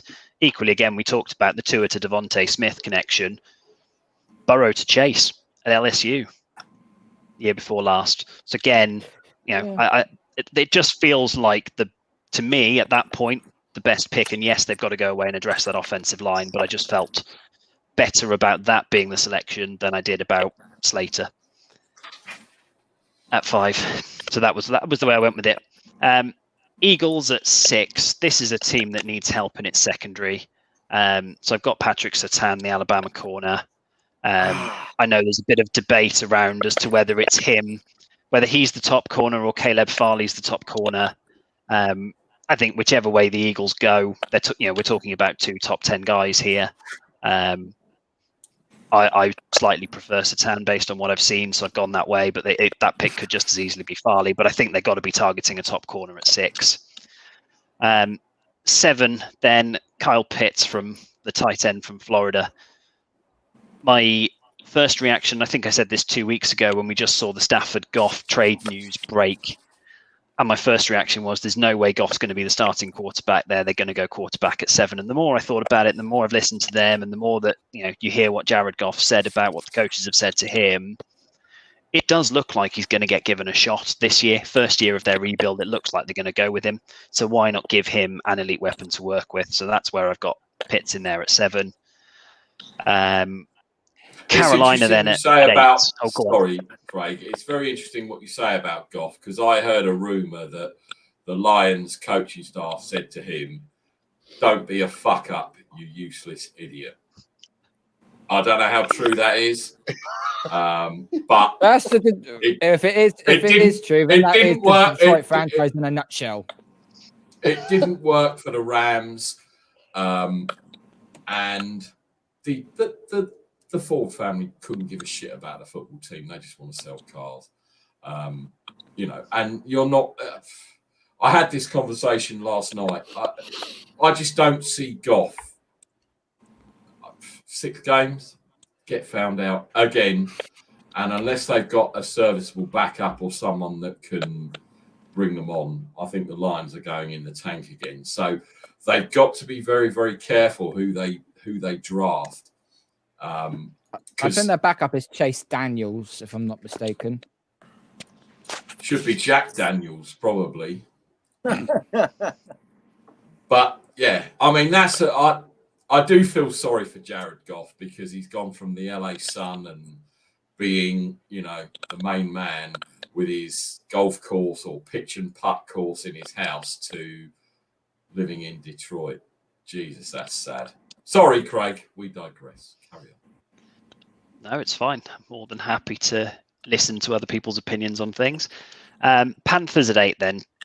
Teddy Bridgewater, by contrast, is not the future in Carolina. Whereas, as I said, Detroit, I think, will give Goff a year.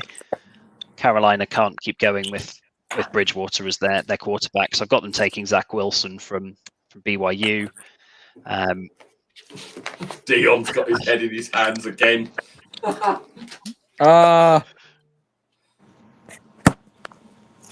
I think Dion was hoping that Surtain or Wilson were maybe there at 12. I want Surtain. I would like Surtain, and the reason why I want Surtain strictly is based off of the fact that he has NFL pedigree. His father was a bad motherfucker, so that's my thing. I would have added him to defensive back. We haven't drafted a defensive back in the first round since I believe it was Mike Rumpf, and that was God knows. I think it was like the early 2000s. And my thing is we need defensive back help, and we never drafted. We always figured that we're going to find it in free agency or somewhere else, and we rarely find any. I think the last defensive back that did remotely anything for us when we picked him up in free agency was Nate Clement when we got him from Buffalo. He did all right. He didn't do too bad, but we have to get a solid defensive back. We literally have no DBs on our team at this point. We got Jimmy Ward. We got Jimmy Ward, and I think Jared Maiden and that dumbass fuck Harris. And I think we signed another guy for just to be on our special teams. But we need a viable guy. And if you can get Patrick Surtain or you can get a Caleb Farley, the guys who have the prototypical NFL size, you can coach them up and make them good players. But I would have added them do that and then go forward. But yeah, I like Zach Wilson. I do. I like him a lot, and I feel like honestly, even if we drafted him and he wound up sitting a year behind Jimmy, that'd be perfectly fine, and give him enough time, and we'd be fine to roll with him next year.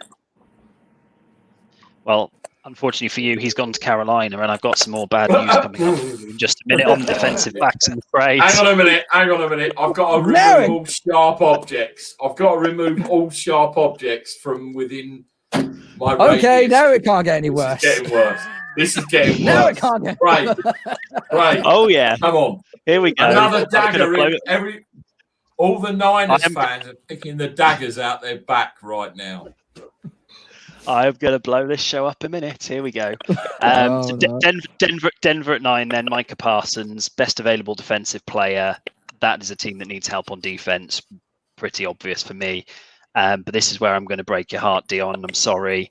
But Dallas Cowboys at 10, also in need of some secondary help. I know they added Trevon Diggs last year, but that's still a unit that needs some help. So that's where Caleb Farley's gone. So he's off the board as well. John's smashing the shit out of his desk. Dion is just about to kill himself. Listen, okay, I'm not going to listen anymore to this crap from you. All right, I'm going to take this crap. You literally have given away all 3 of the players that we should take. You're giving them away. I'm going to let you continue. I'm really that's the way draft day happens, man. You screwed us every which way you could think of for the first round. So I've got to figure out who this magical person is that you're going to bring along to the 49ers is really going to make a difference. And I even saw a mock draft where some idiot had us taking Kyle Pitts. Why in blue hell? Hey, that's me, you mug. Yes. This was an NFL writer.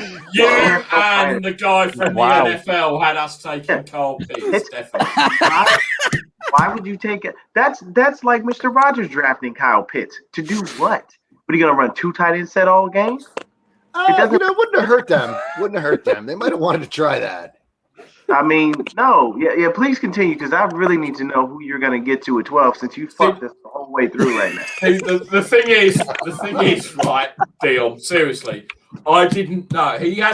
I haven't seen this mock draft he's done, right? Yeah. So I'm like you and John sitting here, and all the others are pissing themselves laughing because all of the players that the Niners want have gone before. So we're like, oh shit, not another one. Another one's got enough. Yeah, I think you're on pick. I'm 11 right now, right? Yeah, we're down to 11. Yeah. Okay, no, let's hear. Let's go. Let's go. Yeah, let him go. Okay, so Giants are at 11. They go for Gregory Rousseau, the edge rusher from Miami.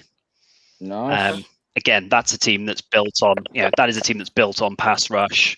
They need that sort of, they need to get back to that kind of fundamental. We can rush the passer, we can play proper defense. So that's why I've got him going at 11. And then, I didn't do this just for drum roll. I can assure you.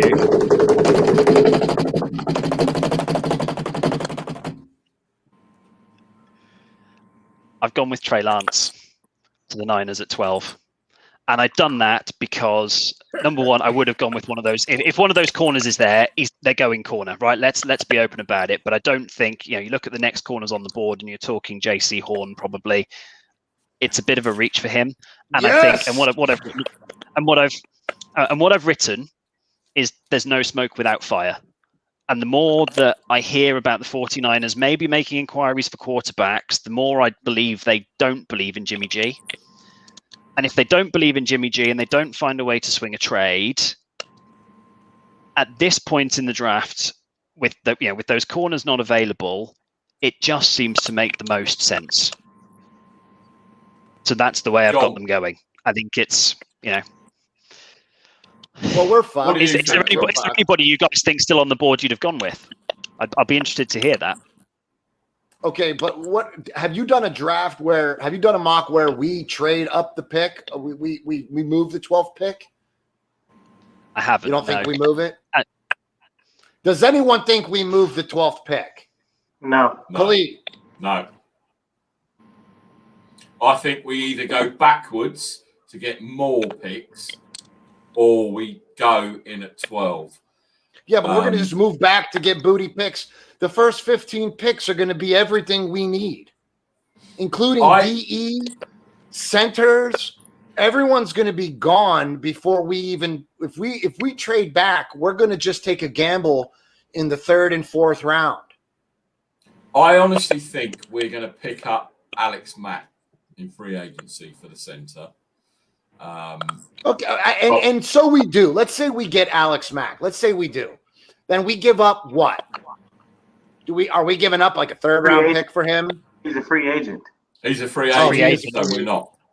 That's right. He's a free agent. Okay. And the other thing is, so if he wasn't a free agent,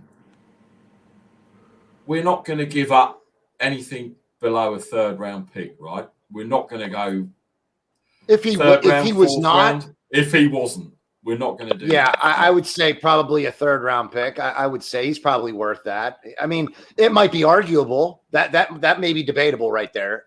It depends on, he's a healthy fucking guy and he's fucking smart. So, he brings value along with the experience. And when you know that a team needs you, when the Falcons if the Falcons knew Kyle Shanahan needs a center and they know that he invests into centers, they're probably going to fucking drive up the price, hypothetically. Okay. No, I'll say this really quick. Trey Lance was North Dakota State, right? Yeah. Who else came out of North Dakota State? Carson Wentz. What does he look like now? Hot shit on a stick. Trail Mix came out of fucking North Dakota. Who the fuck is that? Trail Mix. Yeah, that's fantastic. I don't even eat trail mix because I don't like nuts. I got two of my I was own. going to say, That's trail mix sounds like something you put in the fucking hamster's cage. This young man screwed us out of Caleb Farley, Patrick Surtain, and Zach Wilson. Hey, don't blame me. Don't blame me. No, I'm just messing with you, man.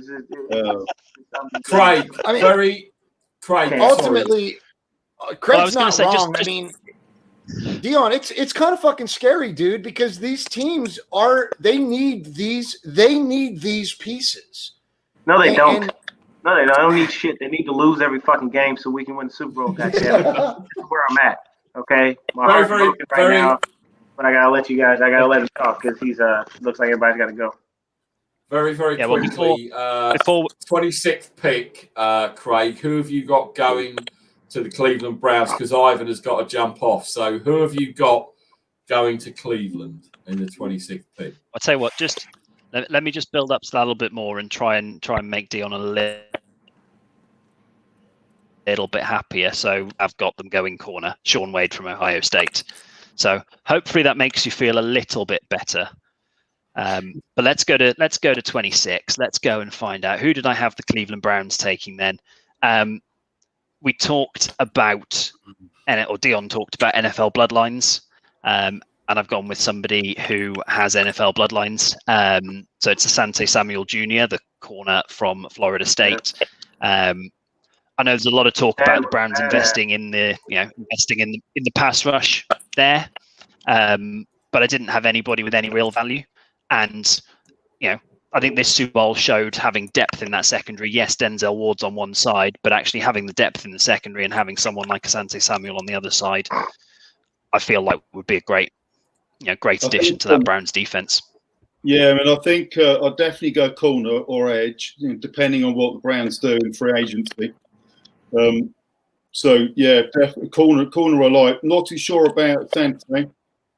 Height's my concern with him. Because I think he's on the slightly smaller side. I think he's 5'10" or something like that. So not too sure, but there's quite a few good corners which the Browns are going to be able to choose from. So whoever Andrew Berry decides to go for, I'm confident it's going to be the right pick. So I think if we stay at 26, we can get a good corner. Equally, I think if we trade to 26, we can go down. We can still pick a couple of good corners up on day two. So, I wouldn't be surprised if we did that as well. You're going to get Richard Sherman, Ivan. You're going to have Denzel Ward, Richard Sherman, and Grant Delpit in your secondary. Yes, that's going to be. I mean, my only thing about Sherman is cost. So, otherwise, yeah, but that'll be very good. Should stay with the Niners and keep him as a safety. That's where I think Sherman should go. Thanks for jumping to 26 for me. Appreciate that. Oh yeah, let's see who the Patriots. Let's see who the Patriots are taking. I'm very curious. Good guys.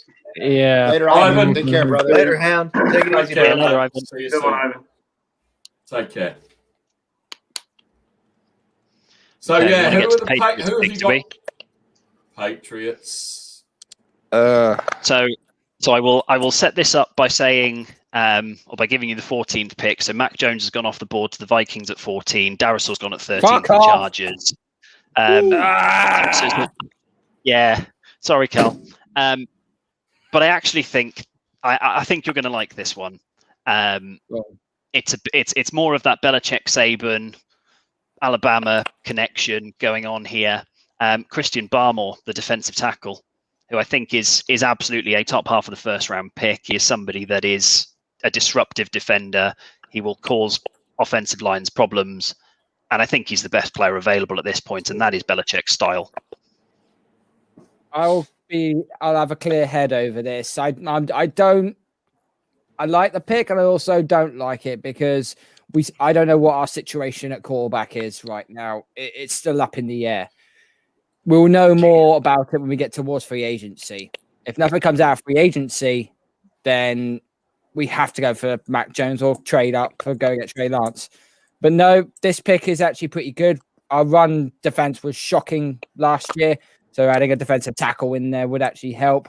Although probably 90% of us Patriots fans would probably start throwing bricks at you.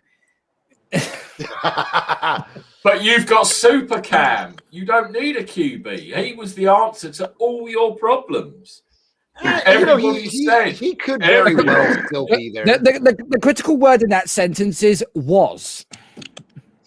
You didn't like everybody. You get Mr. Rogers. Mr. Rogers. Okay, exactly. You got to do the old. Yeah. There was no phone booth in New England. None.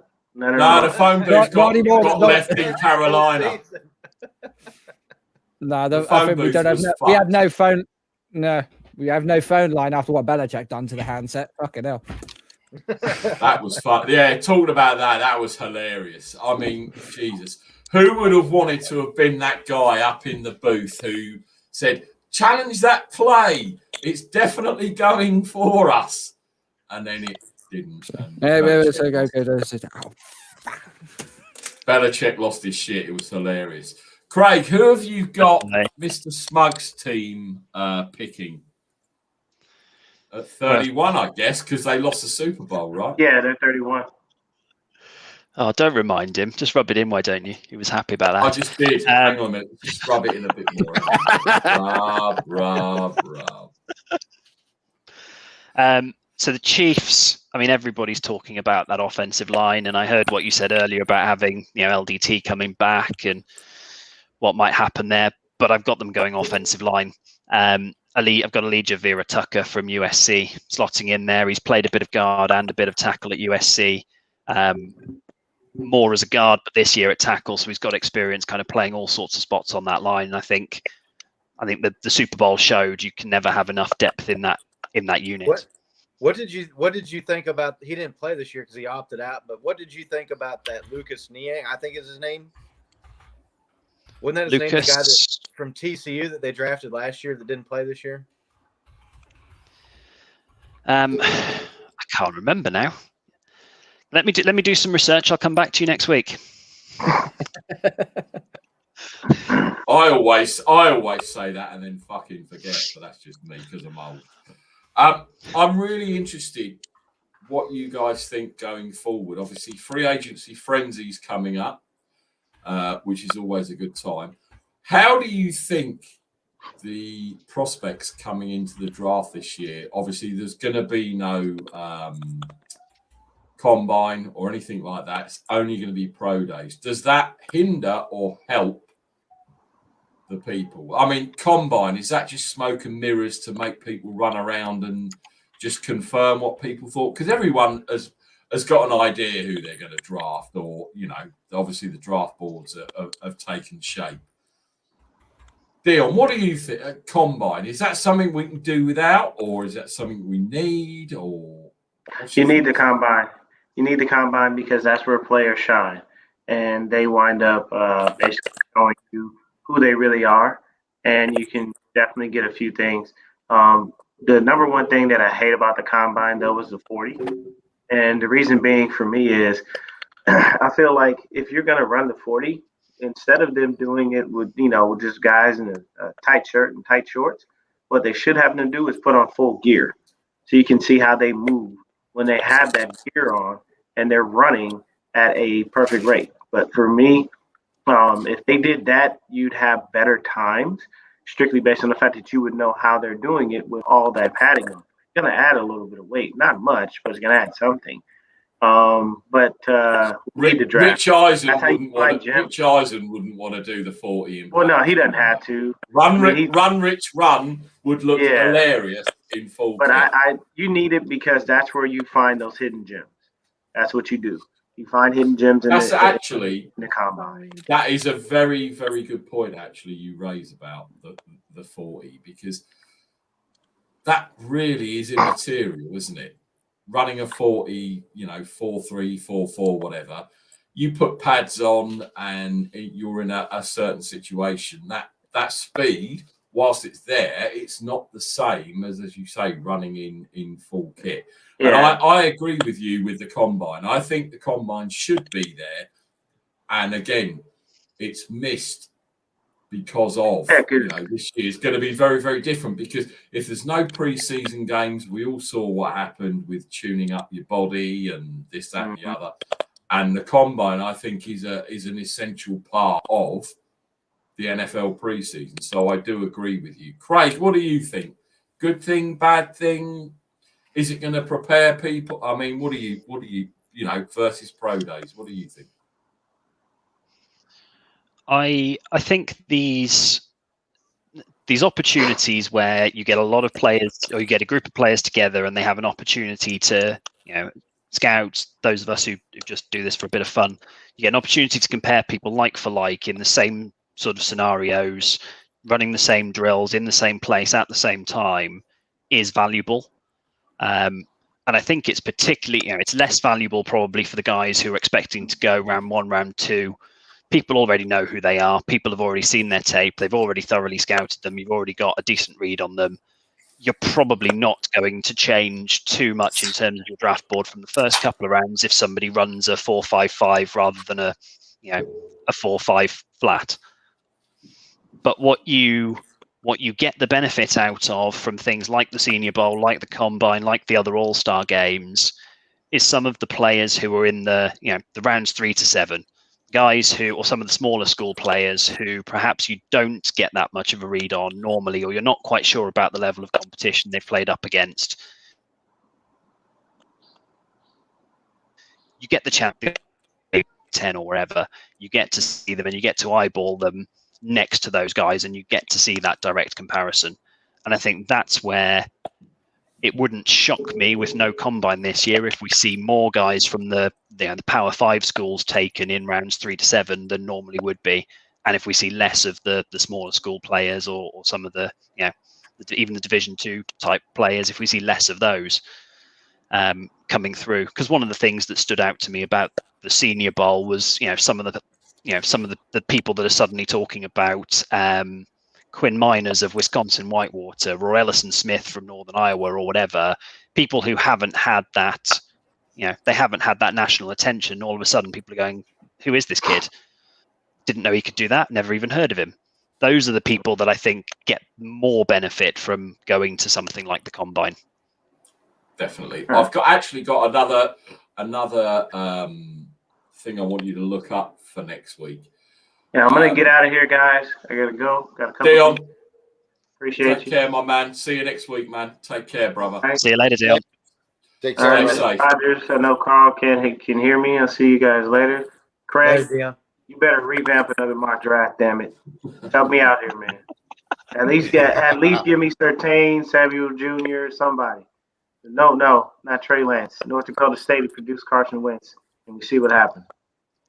I mean, yeah, he hasn't won a Super Bowl or anything. No, he hasn't, because he was on the bench. Nick Foles won that. Sure. Stay safe, Dion. A little exercise for you, Craig. I don't know if you know or you've been tuned in, because obviously you're quite new to Twitter. A friend of ours, or friend of mine and Pete's, Craig Garrett, was Missouri a couple of years ago. I'd be interesting for you to have a look back, and because you're obviously talking about later rounds and stuff. He was a linebacker at Missouri, got injured in his senior year. He was on pace to have a record season with them. I think he had 2 pick sixes, 3 interceptions, 2 sacks. He's only just landed on a futures contract with the Giants. Okay. And a lot of people were very high on him coming out of college. And it wasn't, last season, actually. And he was in the combine. He had the fastest 3-cone drill. I'd be interested to see what you thought of him coming out. Because I definitely thought he was going to get drafted. I don't think he was.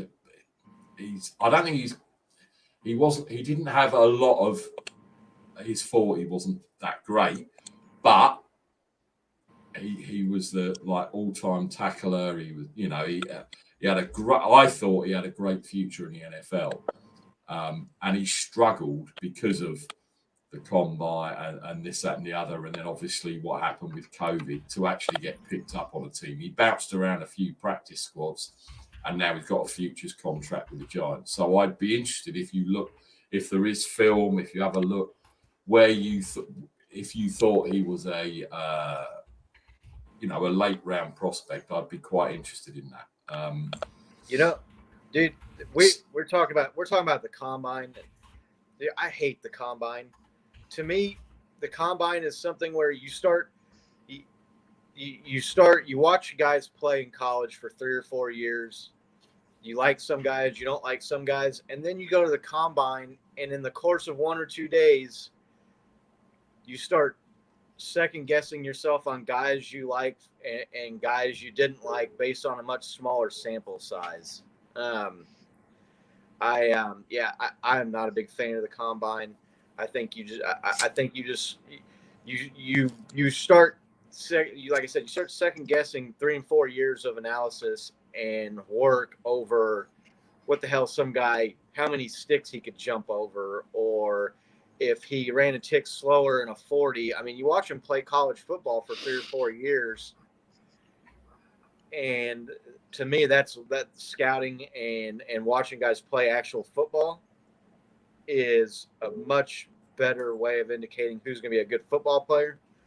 So I think the combine is a little bit overrated myself. I don't think teams are going to miss out on a whole lot by not having it this year. They've turned it into a money thing, and it's broadcast on NFL Network, and people love it now. It's kind of like the draft has become. But yeah, I don't think teams are missing out on a whole lot with the combine. I agree with you there, Scott, because free agency frenzy is massive on NFL Network, and you get all of the usual stuff. You get all the NFL reporters doing their bit from all round, and the same with the combine, and then the draft. Kind of, to me, I think it's a case of it's football. And yes, they're running around and just catching balls at the combine and running. I never take any stock in the 40, but when you watch some of the drills, and it's not really, as you've said, they've got 3 or 4 years of tape, right? Running routes or catching balls or doing whatever. It doesn't really give a true representation of the player just being there, does it really? Because as you said, you know what they can do. You've seen them on tape. You watch the games. So what does that do to enhance their stock? Well, it doesn't, but it's good for the networks. And you're just talking about your buddy that played at Missouri, and he had a hell of a season, and teams really liked him. And then he has a ho-hum performance in one day, and now teams fall off of him. Give me a guy that can play football as opposed to a guy that can jump far and run fast in tights. I mean, I was, as I said, I was really surprised. I know he got injured in his senior year, and they weren't bowl eligible because I think they broke some rules or something. But the 2 year, because he came over in spring break and spent some time with me and Pete in London, and we basically got drunk and just madness. But just speaking to him and talking to him about the game, and he was a defensive captain, he got it, he was middle linebacker, and his season was ruined by that injury. I think he had a torn labrum or something, and he played the first 4 games and then he was gone. And I honestly think that he came back for the combine, but again, he wasn't in game shape and things like that. And although he was working with a personal trainer, it's not the same as playing games. Right. So did that affect him? Probably, because people wanted to make sure he was over the injury or whatever. But I was convinced he was a 5th, 6th, or 7th round pick. And to go through the whole draft and him not get picked, and I know, these kids, whoever it is, whether you're number 1 overall or whether you're the very, very last pick in the 7th round, that's all these kids live for, right? I mean, we've had Sam Highsmith on, who's Craig Highsmith, dad, and that's all he lived for all that time, and for it to be taken away by injury, and then you go half-assed into the combine because you're not game fit, game sharp, whatever you want to call it. It kind of, with the draft, I'm kind of, well, if the Niners are hopefully picking 12 or moving up, moving back, whatever, I'll stay up to watch just the Niners, and I'll be like, well, I'm not interested in fucking whoever else is picked. I'm not interested in the first overall pick. I want to see who my team are picking. And I stayed up pretty much 3 days to see, thinking he's going to go, so he'll go. And he didn't go. And I was like, I can't believe it. And to have your dreams dashed because of injury, it's a hard pill to swallow. As I say, I'm so, and I know he's pleased because I spoke to him on Instagram. He's so amped to get a chance because he will hopefully have a pre-season. He will have a training camp, and God willing, he makes a team.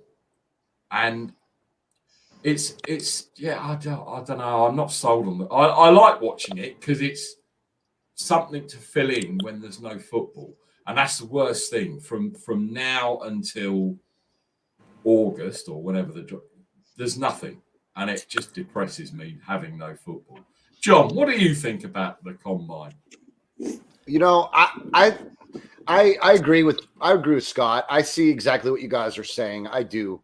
And it gives you a little bit of a sample size. I like to see how the speed for me. Look, if the team has set a precedent, it's the Chiefs have shown what speed can do on an offensive line. So offensively, I do like to see the guys run. I like to see their 40 times. I like those 4-3 guys. I believe they take the top off of a defense. So I do like to see the speed. But there's a lot of chatter that goes on, man.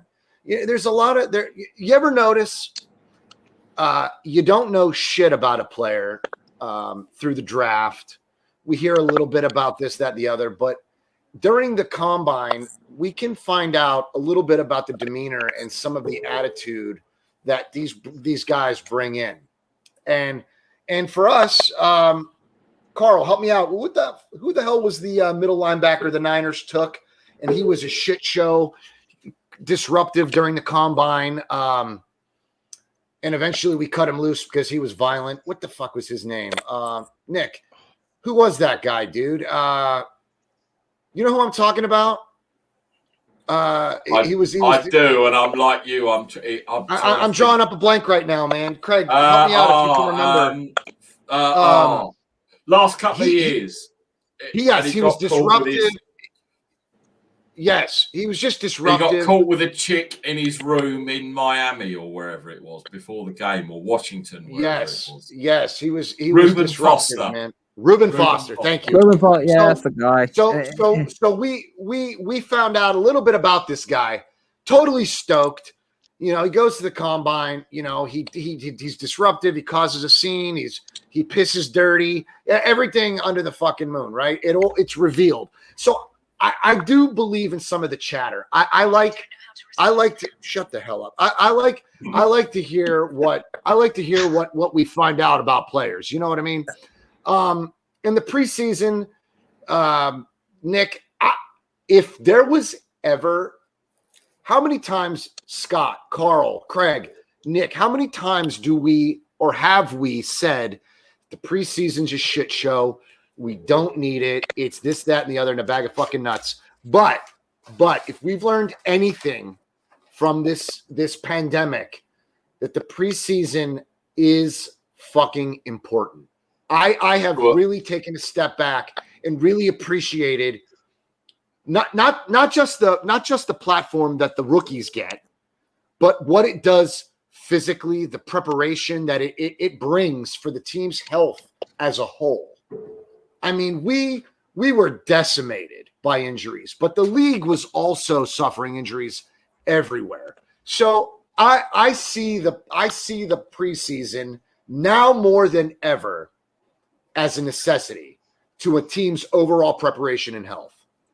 I guarantee you, if there was a preseason this year, 2 games, 3 games, whatever, the Niners would not have been up shit creek without a paddle with injuries. Agreed. I guarantee Agreed. it. Agreed. But I think teams were also very limited to the preparation as like the physical lifting, getting into the weight room and getting the weight training. That entire aspect of the preseason and preparation, the offseason, was totally fucked. The longer the season went on, the worse teams got because of that.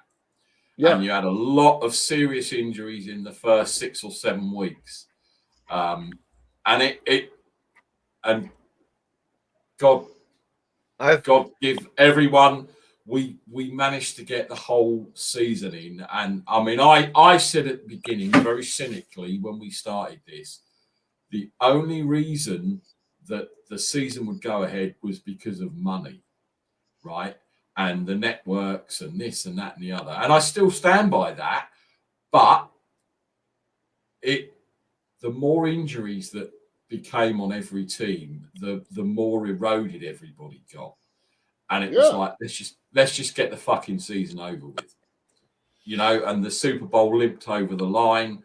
We know some of the reasons why the Chiefs weren't that good, because their offensive line was decimated. And it was kind of once, and I think the NFL actually took a deep breath and itself and went, thank fuck, that's over. Let's move on. Let's get fans back in the stadium. Let's get a preseason. Let's get a proper draft. You know, do you see what I'm saying, guys? I think it was a communal. Oh, thank fuck that's over, because it's been awful. And again, soccer in this country is still the same. We still don't have any fans in. You get the piped in crowd, whilst it works because you don't see the crowd. But when they do the shots around the stadium, you know there's not a crowd in. You know it's not real.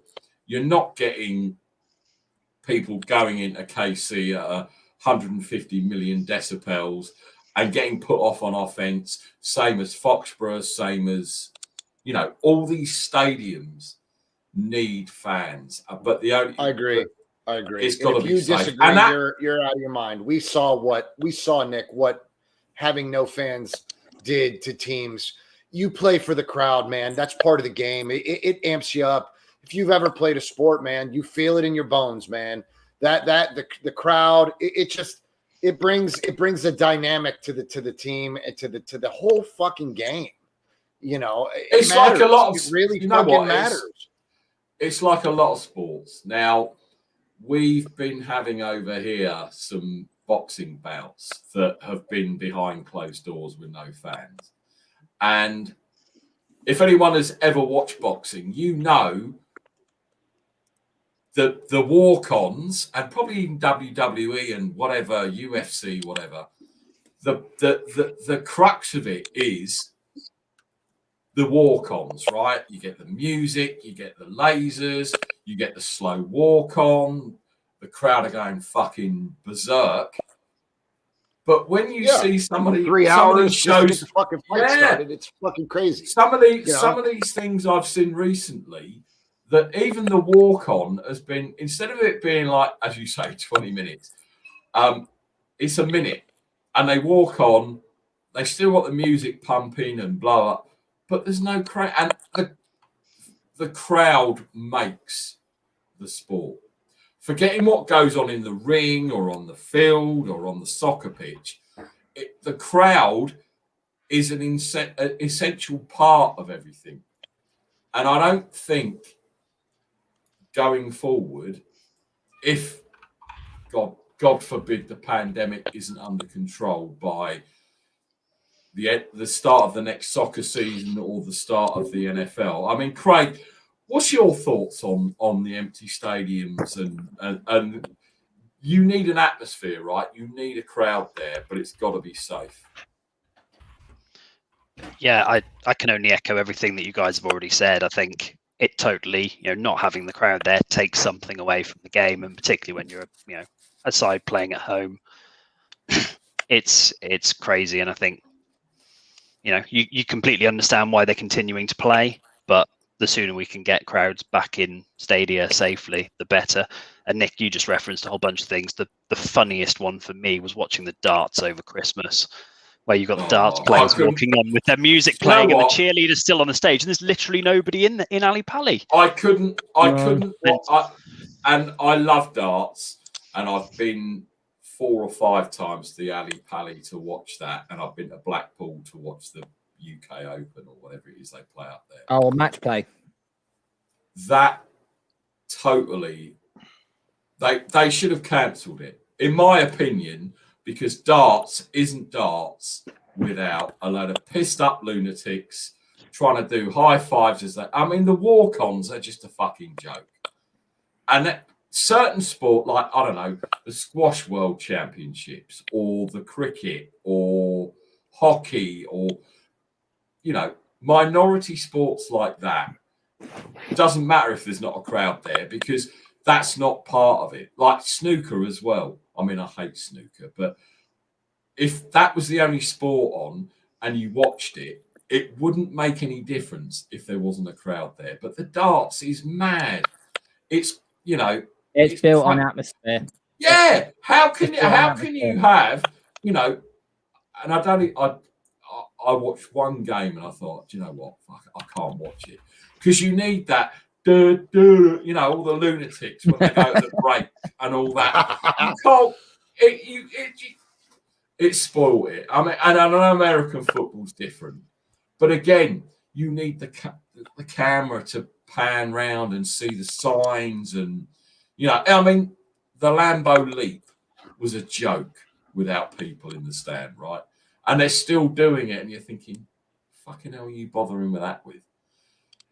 A lot of teams, I think, got found out this year because of no crowd. Seattle, prime example.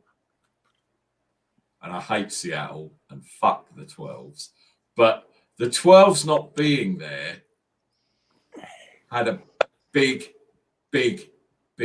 time thing on how they were playing at home because there was no home field advantage. Tough shit. No, but John, I know if we were still at Candlestick, and I know there's a big thing between Santa Clara, but if we were at Candlestick and that place is full, we're going toe to toe with the likes of Seattle for home crowd. Not so much probably with the Chiefs, but back in the day, home field advantage meant everything. Absolutely. This year it meant nothing, and you've only got to look at the Steelers, right? One and done in the playoffs. If they were at home, the crowd's there. That lifts everybody, right? Yes.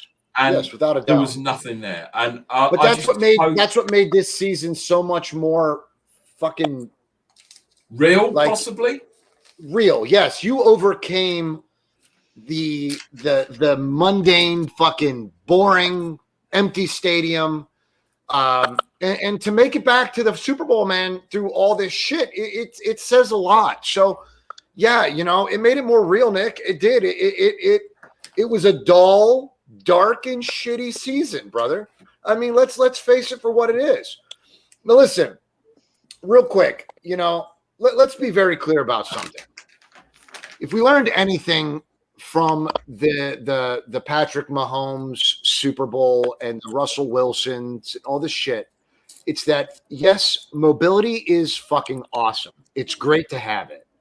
But without a fucking serviceable offensive line, I don't care how mobile you are and how good you are at moving outside of the pocket or moving with the pocket, you need an offensive line.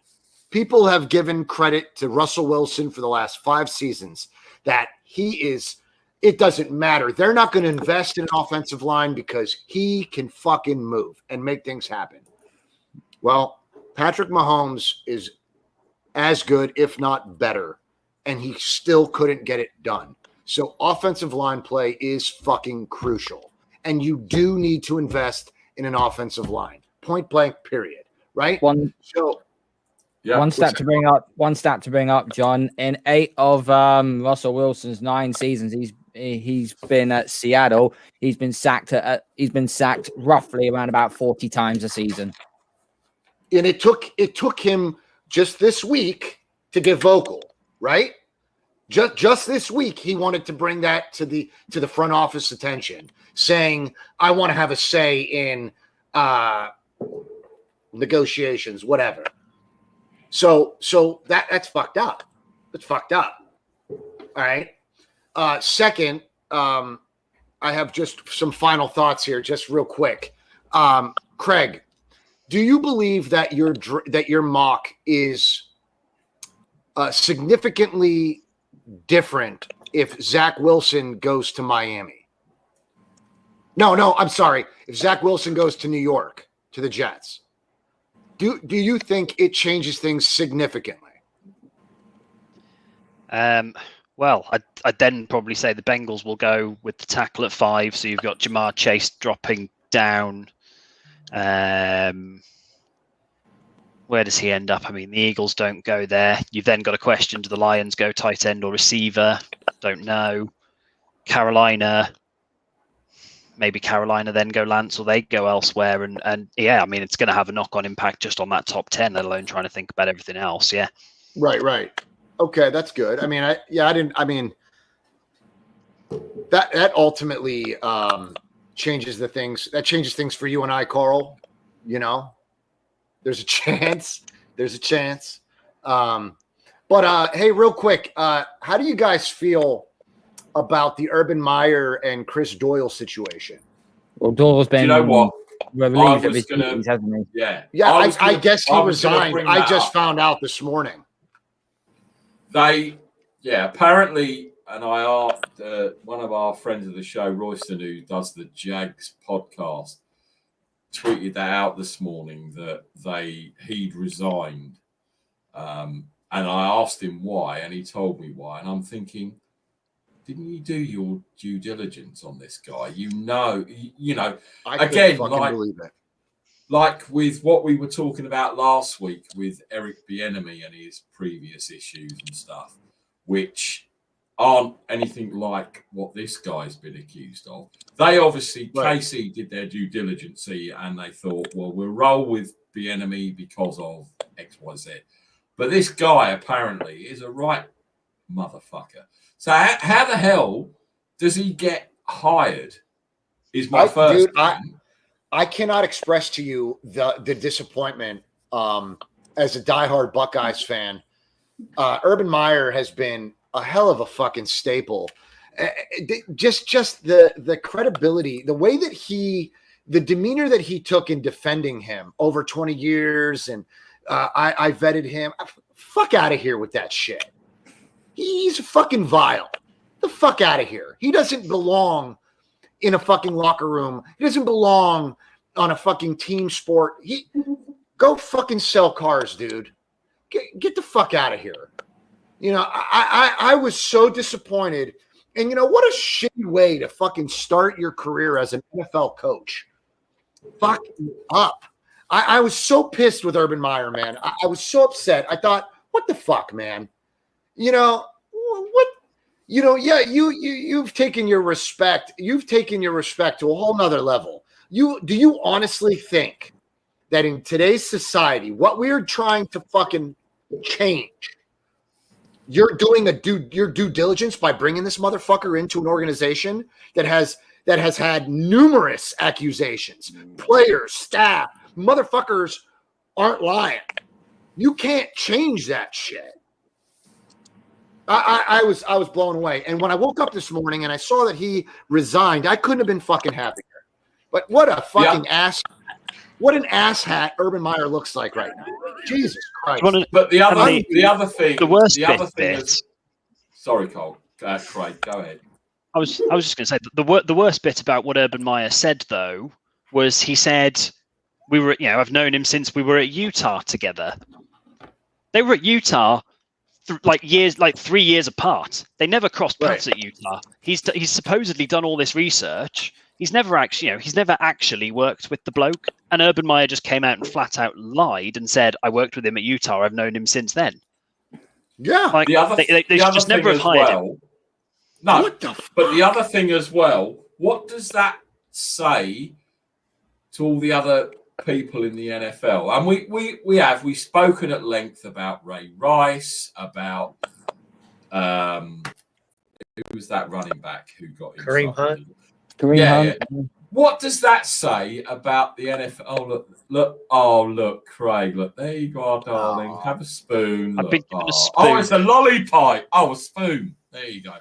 It appears to be a spoon with caramel sauce on it. Lucky me. Nice. What does that say about the NFL that this guy slipped through the net? Forgetting all the other, I worked at him here, I worked with him there. What does that say about the NFL who must have ratified this hire? I'm guessing that's how it was. I don't know. It's just fucked. As you say, John, that's fucked. That is fucked up. That is fucked. It's fucked up. You know how disruptive this had to be to the front office of the Jags? Just the controversy surrounding it. I mean, Urban Meyer, you just got your first professional hire, and this is the way you want to fucking start off? Are you fucking kidding me? I mean, it holy shit, dude. It doesn't.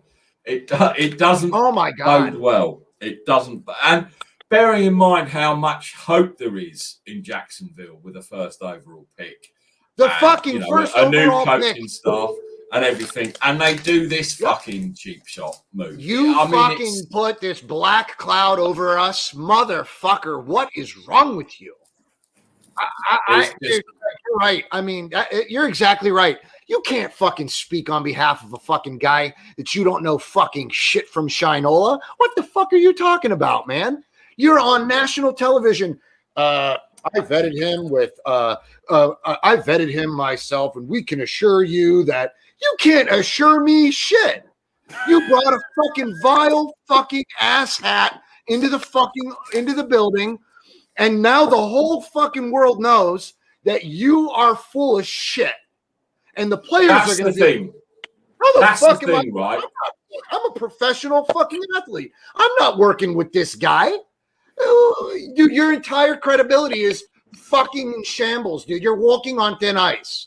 You're a fucking idiot. I'm so upset. I fucking loved Urban Meyer, but this fucking pisses me off. During a time that is so sensitive, bullshit. No one, seriously, no one watching this or no one left on this panel would get that that's fucked you off. Because there's been no passion in your voice.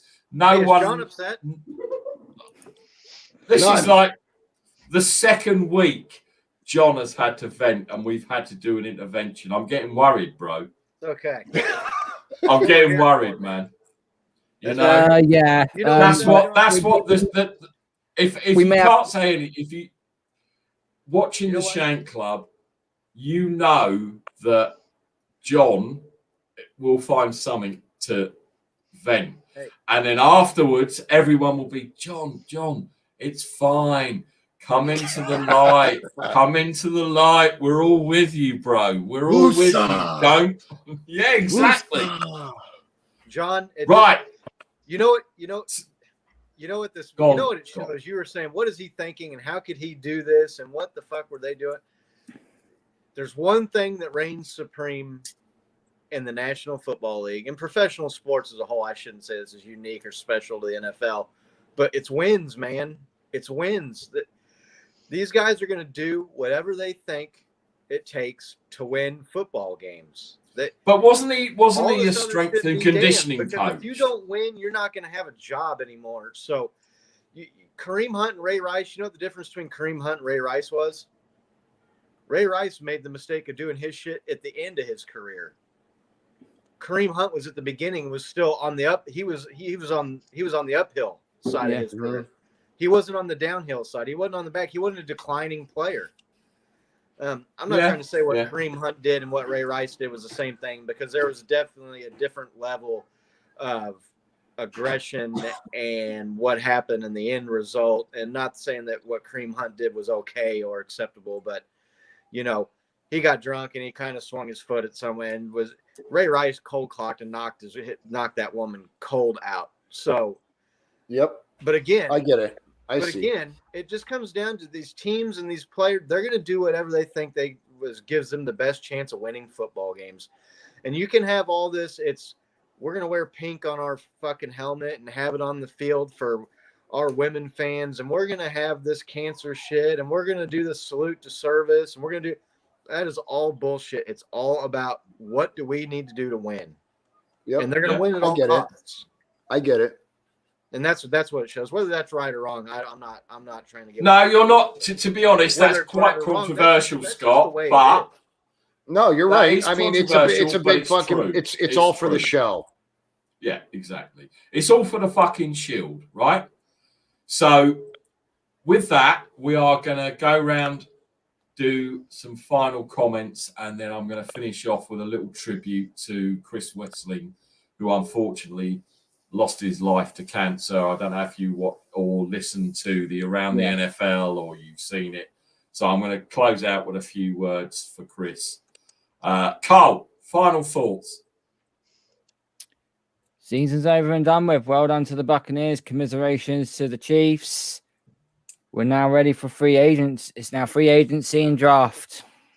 Let's just see who we get. And also, if anybody saw my little thank you video I put out a few days ago from my YouTube channel, and this is my honestly to every single one of you, including to Nick as well. Thank you so much. What do you mean, including me at the end? You motherfucking. I said to you, I should have been top of the list. I gave you the biggest thank you out of everybody. If you haven't seen Carl's video, go and watch it, because it's from the heart, and he's like a brother now. He's part of the Shank Club, as all of you are. And we're gonna carry on going throughout the off season. Fuck it. Even if we come on and talk about music and films, fucking we're still gonna be rolling. Scott, what's your final thoughts? Yeah, it was a weird, interesting season. It sucks to get so fucking close to repeating. To be the first team in, 16 years it would have been. Damn it, it was right fucking there for the taking, and they just blew it. I mean, there's no other way to say it. The Chiefs just blew it at the end, but it's been a lot of fun meeting you all. You guys are tremendous. It's really cool that, it just goes to show you, man, you watch the news and you watch the media and you watch all this bullshit about how divided everybody is and how much different this is and how we need to work on this. And that most people, it doesn't matter where the fuck you're at, we're all pretty much the same. We're really not that different. You got guys in England. I'm here in Missouri. You got John's in Ohio. We got Dion out, and he's from the West Coast. And for the most part, people are good people, and we're pretty much the same. And sports is a really good thing for people to get together and unite over. So it's been really good, especially with COVID and being in the lockdowns and not being able to do shit, to have something. I've looked forward to it during the week. Every week I've looked forward to Saturday morning. I know it's afternoon over there in the UK, but I definitely look forward to next season. It sucks I don't get to watch Patrick Mahomes play football for another 8 months or 7 months or whatever it is, because that dude's unbelievable. But I definitely I'm building a house, so I'm trying to save some money back. I'd love to come over there for one of these European games at Wembley or something. Check those out. John, the Browns play here at Arrowhead next season, man. I know your girl's a Browns fan. Dude. Hey, that would be good time, Scott. Dude, tickets. You got a place to stay at my place. I got tickets for you. Love to meet you guys at some point, get all together and watch some football. And I look forward to, I'll still be around on the weekends, even though the season's over. There's always something going on. There's always something going on. There's always something that's going to be grinding John's gears that we can talk about, even though there's no game. Intervention City, baby. I'm changing it from Shank Club NFL to John's Intervention. Right. But yeah, no, for Nick for putting this on, and Carl and John and Craig and I know Dion and Hound and all these other guys. Freddie, I know they're not on here right now, but it's been just a pleasure getting to know you guys and talking football with you. And I look forward to keep on doing it. And we're just, every day that goes by, we're one day closer to the next season. So 75 days till the draft, apparently. John, what's your closing points? Look, man, Scott hit it on the head, man. Look, let your guy rest his foot, man. Let him heal up. He's going to come back. He's going to be a fucking stud for some time, and he's going to be a thorn in our ass forever. But all things aside, man, this channel has changed the way that I have enjoyed my football. I love getting on here with you guys, man. And we are all the fucking same. We love our respective teams. We have made friendships. We crack on each other. We have a good time. I exhaust myself and all my fucking craziness, and it's fun. And it's been a fucking blast. Congratulations, man, Scott. Building a house is fucking awesome. Good for you, man. I'd love to come out there and crack a beer with you, man, and have some fun and laugh and just chill out. And to get together with everyone would be just incredible, man. Just to get in person, have some drinks, fucking laugh with each other in person would be absolutely ideal. I would be all for it, man. Nick, I can't thank you enough, dude. Thanks for bringing me on. Thanks for keeping the channel rolling. I know Pete's in the middle of life and whatever else is going on, and that's fine. Whatever. I appreciate him, and I'm grateful for everything that he's done on behalf of this channel as well. Carl, I appreciate you, dude, bringing me on your channel. I hope we can do it again, man. I hope this channel. Craig, I know you're just joining us, man, but welcome, dude. We have a fucking good time here, man, and we talk all kinds of shit. But in the middle of it all, we talk football. I appreciate you. I appreciate your mock draft. I appreciate you breaking everything down. I can't agree with all the things that are going to come my way, but fuck it. This draft, if anything, this draft is going to mold this NFL season to come. Guys, this is a goddamn, I mean, the league there are so many headlines in the league. You've got quarterbacks leaving, going, this, that, and the other. This draft is going to change things. It's going to be impressive, man. It's going to be impressive. I look forward to it. I hope we do some shows. I hope we stay in touch, guys. We'll be on fucking Twitter, fucking with each other all goddamn week long. But I hope we get together on camera, and I hope we share some more laughs, man. And to any of the females out there that want to get on the show, they should join up. We should expand it to the female base too. Claire, she should get back on. Nick, you should always reach out to her, give her a shout out. I always enjoyed her. Big thanks, Nick. I truly appreciate you, brother. It's been a pleasure, man. Yeah, John, I really appreciate your words. As I've always said, the way this show will run and continue to run is just like dudes fucking kicking the shit out of each other, taking the piss, and just generally having a good time. We're never going to be such a channel that's all prim and proper. Even with Jeff, when Jeff has been on from Sky Sports, we still chew the fat, we still fuck about, and that's the way it's going to be. I'm not going to change it, and I guarantee you, Craig, you are going to be the pantomime villain all the way up with however many mock drafts you do, or whatever your input is. Someone is going to get pissed by what you say.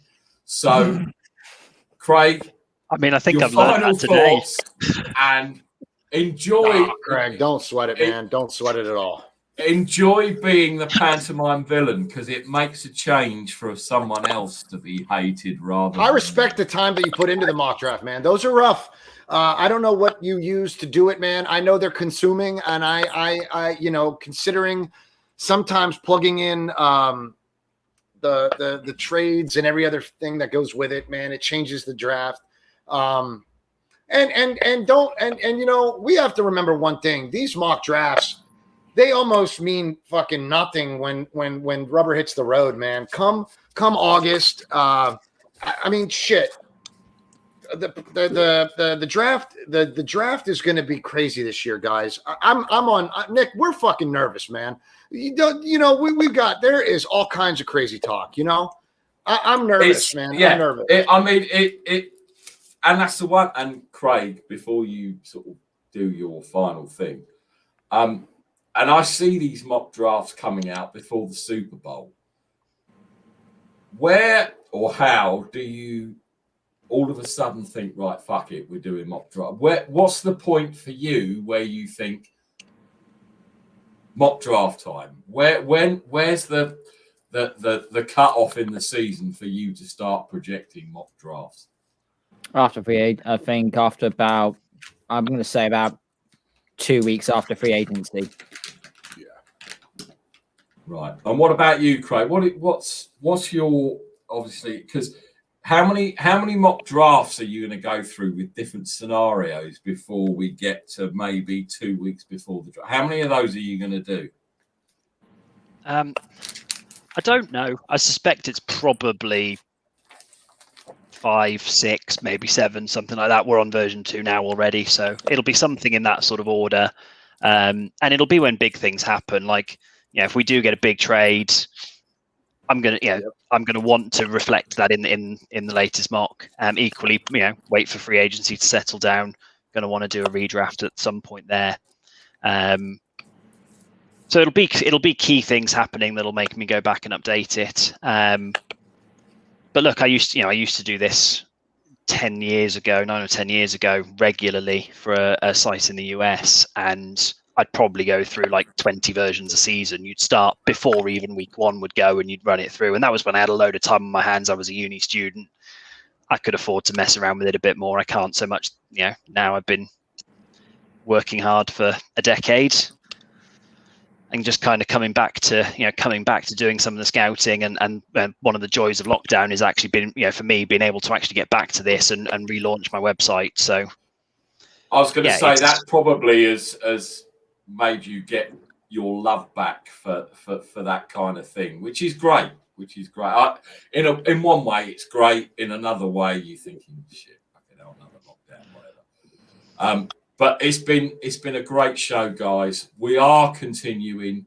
I'll send the link out next week as usual. We'll find something to talk about, even if it's music or film or whatever. But I just want to finish off. Last week, I think it was last Friday, Chris Wessling, who was known as the mailman from the Around the NFL podcast. I don't know if you guys listened to him or have seen what he done. Unfortunately, he lost his battle with cancer the second time round. I had the pleasure of meeting Wes and asking him a question and shaking his hand at an NFL event in London a couple of years ago. And I followed his career. I read a lot about what he said, and he became a part of everybody's life. Anyone that listened to that podcast or saw them on YouTube or saw them on the NFL Network, and everyone sort of knew about his fight for cancer, and